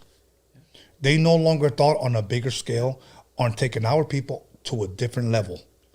They're just like, fuck it, I'll pay this guy. I'll pay Sleepy Malo $500,000 or $500, $1,500 for an album. Yeah. And I'll sell the CDs for, $5 or $10. Yeah. That's how it was. So, and then for a while, all you saw Chicanos trying to get on cheap nightclubs and car shows. Yeah. And I'm thinking, wow, when we were at major labels before, we were on the radio. Commercials. Yes. Everything. Everything. Commercials, everything. Yeah. And then we got lowered to swamp meets because we got scandalous motherfuckers, and I'm going to say it, that made labels, signed people that really love rap and were dicking them, okay? Signing them, for $5,000 for 3 years, getting 6 albums out of them, and then releasing them at the car shows and at swamp meets. Yeah. Those people were doing it to our own people. Yeah, exactly. That's how it is. Sleepy, that's how it was. Was I wrong, bro? Nah, you ain't wrong. Okay. That's how it was. That's exactly how it was. If not, we would have been, man, who knows what we would have been. And then you know what we say? I'll give you $5,000 for your whole catalog. Yeah. Y ahí te va. Look, at any time, if I'm wrong and I'm talking out of my ass, you can correct me, bro. No, you know what you're talking about. Okay. I saw that and I'm been thinking. there. I was there. Yeah. I saw that, so I thought to myself, like, you know what? So when people say, now let me ask you a question, because I had this one fucking fat lame tell me this, and I never believed him because I knew he was talking out of his fucking ass. He said, we were once bigger than black rap. Was there ever a time, please correct me, I want to be corrected. Was there ever a time that Chicano rap was bigger than black rap? Chicano rap? No. But in the beginnings that you were talking about, Frank V's, the Raza, the Lighter Shade of Brown, at that time, we were up there. We were up there. Besides that, we ain't been bigger than that. What would possess a dumb motherfucker to say that? I don't know, trying to be, Yeah, full of himself. But I know you're fucking watching. We were bigger than black rap. Cálmate, puto. Fucking Capolina looking motherfucker. And if it was, man, it was like, hey, your artist didn't see that shit. Hey, you know what I'm saying? You saw that shit. You saw it, not your artist. Like, what the fuck, But, I mean, that's just what it was. That's how it was, and that's just speaking facts, Nobody talking shit or nothing. It's just, I was there. We could have been somewhere else, man. We could have been somewhere else, but we did it to ourselves, bro. Yeah. We did it to ourselves. We were young artists, you know what I mean? Hungry. Motivated. This fool said this. And got taken advantage of. Yeah. We're loyal, you know what I mean? And boom, boom, boom. Yeah. And we weren't thinking like, fuck, we're fucking up the game. I got a vision of this dude right now wearing skinny shorts, barefooted, wearing Crocs. All mad. Do dudes wear Crocs? You know what those are? Yeah. Those Jason looking slippers. Well, I'm talking about dudes. Dudes, yeah. I guarantee you wearing fucking Crocs. I wore them to the show last night. And they stink. When my calle was hanging out. I had my buttons out the side, yeah. Nah, man, just, it's facts and it's sad. Yeah. Because that's what it was, man, to see. And the generation now, you talk to them about, I mean, not all of them, but most of them, you'll be like, hey, man, proper those. Lighter shit of brown, like we were. Yeah. They don't care. Even the whole radio thing, they're like, oh, yeah, fuck them. That's what they say, bro. Because the style, and they see our style, Chicano rap, and they don't want to fuck with you. You know what I'm saying? Like, you know, look, I'm going to say one last thing before we get out of here, okay? I'm all for Raza moving forward. I want to say that, okay? And I'm stating all of this in the Chicano rap documentary that is being filmed. I state all that, bro. My thing is this. Was it a good thing to be labeled under the umbrella of Chicano rap? Would you rather be known as a Chicano rapper or an artist? An artist. An artist. Artist. And people have told me, you know, just take it and run, which I was like, yeah, I'm just going to, you know, Chicano rap. Like, I'll do shows now, and they're like, hey, a Chicano rap legend, Sleepy Malo, Chicano rap legend, which is cool. It's humbling. But, you know what I mean? An artist, that's what you want to be known for, like an artist. Because people... A lot of people don't want to fuck with you once they hear that. How goofy would it sound? Coming to the stage, the great white hope. Yeah. Eminem, everybody give it up for Eminem. Exactly, yeah. Come on, bro. Yeah. Coming straight out of the harbor area, Long Beach. He's a black great artist, Snoop Dogg. Come on, man. Yeah. Let's be honest, bro. It doesn't even sound right. Yeah. You know, like coming out of Pacoima. White artist legend, you know. Yeah. Coming out of Pacoima, the legend Chicano rapper. Yeah. You know what I'm saying? It's like, why can't you know what, coming out of Pacoima, dope ass motherfucking artist that's laid it down, give it up for Sleepy Malo. That put the city on the map. You know what I mean? There it is there. Yeah. So, but there's a lot. Look, if you want to consider yourself a Chicano rapper, more power to you. Yeah. But I will say this, and I think to a certain extent you'll agree. Chicano rap has a ceiling. Okay, and look at all the Chicano rap labels. Let's just put them out there. I'm not gonna say their names. You guys know who they are. Yeah. Take all the Chicano rap labels. They sign Chicano rappers. Name me one rapper that has made it above the label owner. Exactly. Yeah. None. Yeah. None. Honestly, so there it is. There, we do it to ourselves. That's what happened. So I'm kicking Chicano rap Clecha right now. Tune in. So Chicano Clecha. Chicano Clecha coming after the documentary. I mean, you know, I came back, bro. I came back 2017 and I see it all. And I'm like, not one of these rappers, while they were under these Chicano rap labels, has made it past their Chicano rap label owner. Yeah. Not one of them. Yeah. That's why I'm glad that, believe it or not, Little Rob, you know, did his own thing. Yeah. Look at him now, on tour, making his own money, owns his own property. Yeah, he does his own thing. Yeah. He does his own thing. But it's, I mean, it is what it is, and hopefully there's still some of us that can, you know, teach the youngers, the youngins coming up. The younger generation not to fall for this bullshit. Coming up, not to fall for it. And I know right now it's a different, you know, a little different. The game's a little different, but I try to, you know, all the young rappers that come at me, you know, I'll do songs with them coming up, and you know, I spit a little game in there. And what would you tell your son? Last question, then we're out of here. What would you tell your son if, say, I'm a shiesty ass, you know, record label owner called, you know, Chicano Raps Are Us, okay, and I'm gonna sign your son. Hey, I want to offer you $10K for 5 years. Damn. I'm going to repeat that. I'm going to sign you for $10K for 5 years. First of all, you could work at Subway, make a minimum wage, and make more than that in 1 year. Exactly. Yeah. I've known dudes that have been signed to that, bro. And then when they ask them, well, how many albums do you expect? Oh, I need at least 6. Yeah. I've seen it firsthand. I know dudes out there that, oh, I'm this, I'm that, I'm da-da-da, but homie, I know your contract. Yeah. You know, you ain't. I want to sign you $20K for 2 years. Bro, I'll make more than that, make them a minimum wage job in 1 year. Yeah. Don't be fooled by these guys. These guys are fucking con artists, and they kept our people fucking down. Yeah. All for the fast money. Yeah, all for the fast money. Fuck money, those labels. Not thinking about the whole generation, the future. We're doing that to ourselves. Be independent, release your own shit, do your own shit. Especially now. That way nobody rips you off. Especially now, you don't need anybody, all the young artists out there. Yep. do you and just, you know. That's it. Keep it pushing. Last question. I know I keep saying last question like 3 times, but that's because I drink an Espolón. What's going to be your Halloween costume this year? Halloween costume. And don't lie. I'm gonna be a Ghostbuster. Mm. I did it before. I did a show, so I'm gonna do a show on October 30th. Okay. It's Lex's album release party. Dope.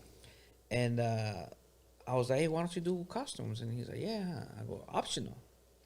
He's like, yeah. So he said, you know, optional costumes. And, you know, okay. I got my Ghostbusters. And the movie's coming now, and my grandkids, they love Ghostbusters. And they're 3 and 2 years old. Dope. Well, I'm going to be Michael Myers again. Michael Myers. Did you see the new Halloween Kills yet? No, we were going to go see it today to kill time before coming here.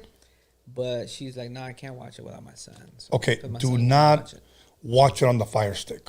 No, don't do that. No. Everybody that watches it on the Fire Stick is like, oh, it's whack, motherfucker. You need the full experience. No. Like, look, I'm not gonna overhype it. Yeah, I will say it's worth the money. Mm-hmm. It's entertaining all the way through. Okay. By the time you walk out, you'll be like, okay, you know what? I like that.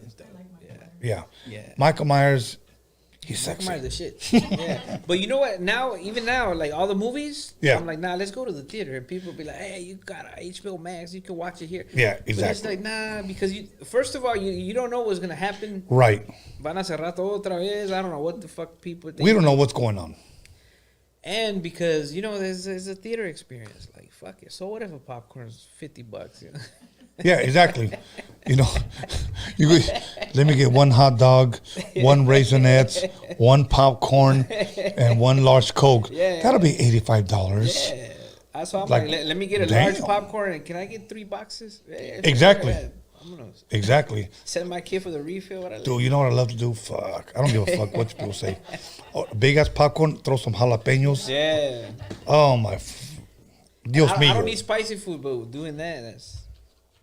Wait, you're Mexican, you don't eat spicy food? Yeah, that's another thing. Yeah. I don't drink. I'm Mexican, I don't drink, and I don't eat spicy food, so I'm probably adopted or something. Do you like Mexican women? Oh, I love Mexican women. Nah, I mean? The best. Okay. The best. Okay. Best of the best. Yes. All right. Other than that, any shout-outs? Anybody want to diss? Anybody want to throw under the bus? Any label? Shout-outs, I'll give a shout-out. You know what? And because he hit me up, and it's... He's been a good DJ for a long time. DJ T Smooth, man. Okay. He's a DJ. I know him for a lot of years, and he's DJ some of our shows. He's always been a big fan, big supporter. Dope. He was like, yo, you know. So big shout out to him. Again, shout out to everybody, because if I miss somebody, you know. Okay. So Anawitad, Mob G Entertainment. I won't diss anybody. You know. You diss yourself. Yeah, change, man. Like, you guys keep doing what you're doing. Let me give a shout out to Memo Juarez. A artist has a better chance to open doors. A artist has a better chance to open doors. That's facts. Yeah. That's what he said. And he donated $19.99. Oh, dope. So, if you donate money, I will give you a shout out. So, there it is. Yeah. T Smooth. You better start donating. Yeah. Start donating. One question. Yeah. Somebody asked about Clumsy Boy. I don't know who that Shout out is. to Clumsy Boy. He's an artist. Okay. He's yeah, but okay. If you want a question, if you want a shout out, you gotta. Okay, cool. Oh, okay. At least drop something. Shout out Okay. to my boy Clumsy Boy, man. He's Clumsy, whoever you are. from Pacoima also. Okay. Is he really clumsy, or is that just his tree name? Clumsy Boy is his name. Yeah, Okay, cool. He's No disrespect. What up, Clumsy? That's like my brother right there. So. Okay. And he's my age, another, you know. Much love. Teaching the younger generation, you know. And that's a good thing. Yeah. So, shout out to him. Okay. Shout out to everybody, man. Somebody said, Tony A. Gold Digger Chales. You're fucking watching, pendejo. The fuck? I'll tell you what. You see me, I'll buy you lunch. Okay? So I'll call you out on that. Come up to me. I'm the one that said that. Let's go get a torta, carnal. Let's go. So, he's buying. Yeah, I'm buying. I don't give up. You know, every time I do dining with the wizard, I buy the drinks, I buy the food, everything. Yeah. Bro, like stop, bro. Yeah. Like, I gotta be on that sometime. No. Just no spicy food. No. Okay, what do you want to be, Dining with the Wizard or Freaky Tales first?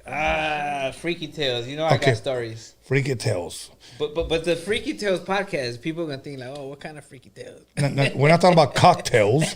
We're talking about Freaky Tales. So yeah, I got a lot of stories. Yeah, so whoever said Tony Gold Digger, next time you see me, seriously, hit me up. I'll buy you lunch, big dog. We're good. But you know what? Sometimes you got to promote yourself until it pays off. Exactly. So if you want to drop, you know one thing. Let me clarify this one more time. One time I said playing around. If you don't drop money on the live chat, you're not Mexican.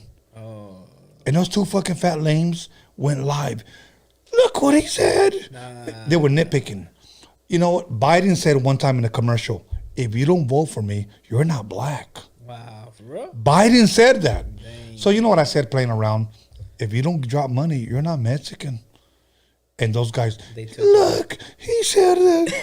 Look, he said that. Fucking wearing some tight underoos. With the Crocs. Simon. So, I know you guys are watching, but I know I don't give a fuck. I'm having fun. All right. Other than that, bro, much love, much respect. Sleeping Model. This will not be your last time. Freaky Tales, cocktails, and... Dining with the Wizard. If you come dining to, you gotta have one beer with me. I don't give a fuck. Because my guests all drink. Really? Yes. Oh, then that means it's just Freaky Tales, bro. Okay. Because my whole life, everybody's like, "Hey, it's my birthday. Take one for my birthday. One for my birthday. Drink one for my birthday." And I'm always like, "Okay, yeah, I'll get some sake. Do you prefer it hot or cold?" I don't know. I don't even know. Okay, well, you got a designated driver, bro. Oh, she's a drunk one. Okay, Freaky Tales. I'm always a designated driver. That's another thing. People already know, like, they always roll with me because they're last. They went not talking about. All right. But I'm not boring though. When you go out, I'm always having fun. You think I'm the drunk one? Yeah. All right. I've always been like that. You gotta have personality, like. Como dije, if I was good looking, if God would have made me good looking, I would have took over this game. Obviously, you might be good looking. You got a wife. Long time ago, dog. Yeah. Well, you know what you do? You hang around with a bunch of ugly dudes. Yeah. That way, you're the best looking dude. Yeah, but see, in my case, it's hard to find uglier dudes. Weren't you part of a camp before? Then? Oh shit! Hey, no wonder I was getting girls back then. Nah, I mean. So. Okay. Other than that, once again. Much love, much respect. Sleeping Malo, your girl, and by the way, she took a beer and a shot with me. Oh man! So, and my boy Alex Cervantes Enterprise. If you got a hoop that needs to be fixed, it's not a problem that he can't fix because he could do it in the mix. Yeah, and then follow him. He's on the description. 8 Cervantes Enterprise. My son Bskanless.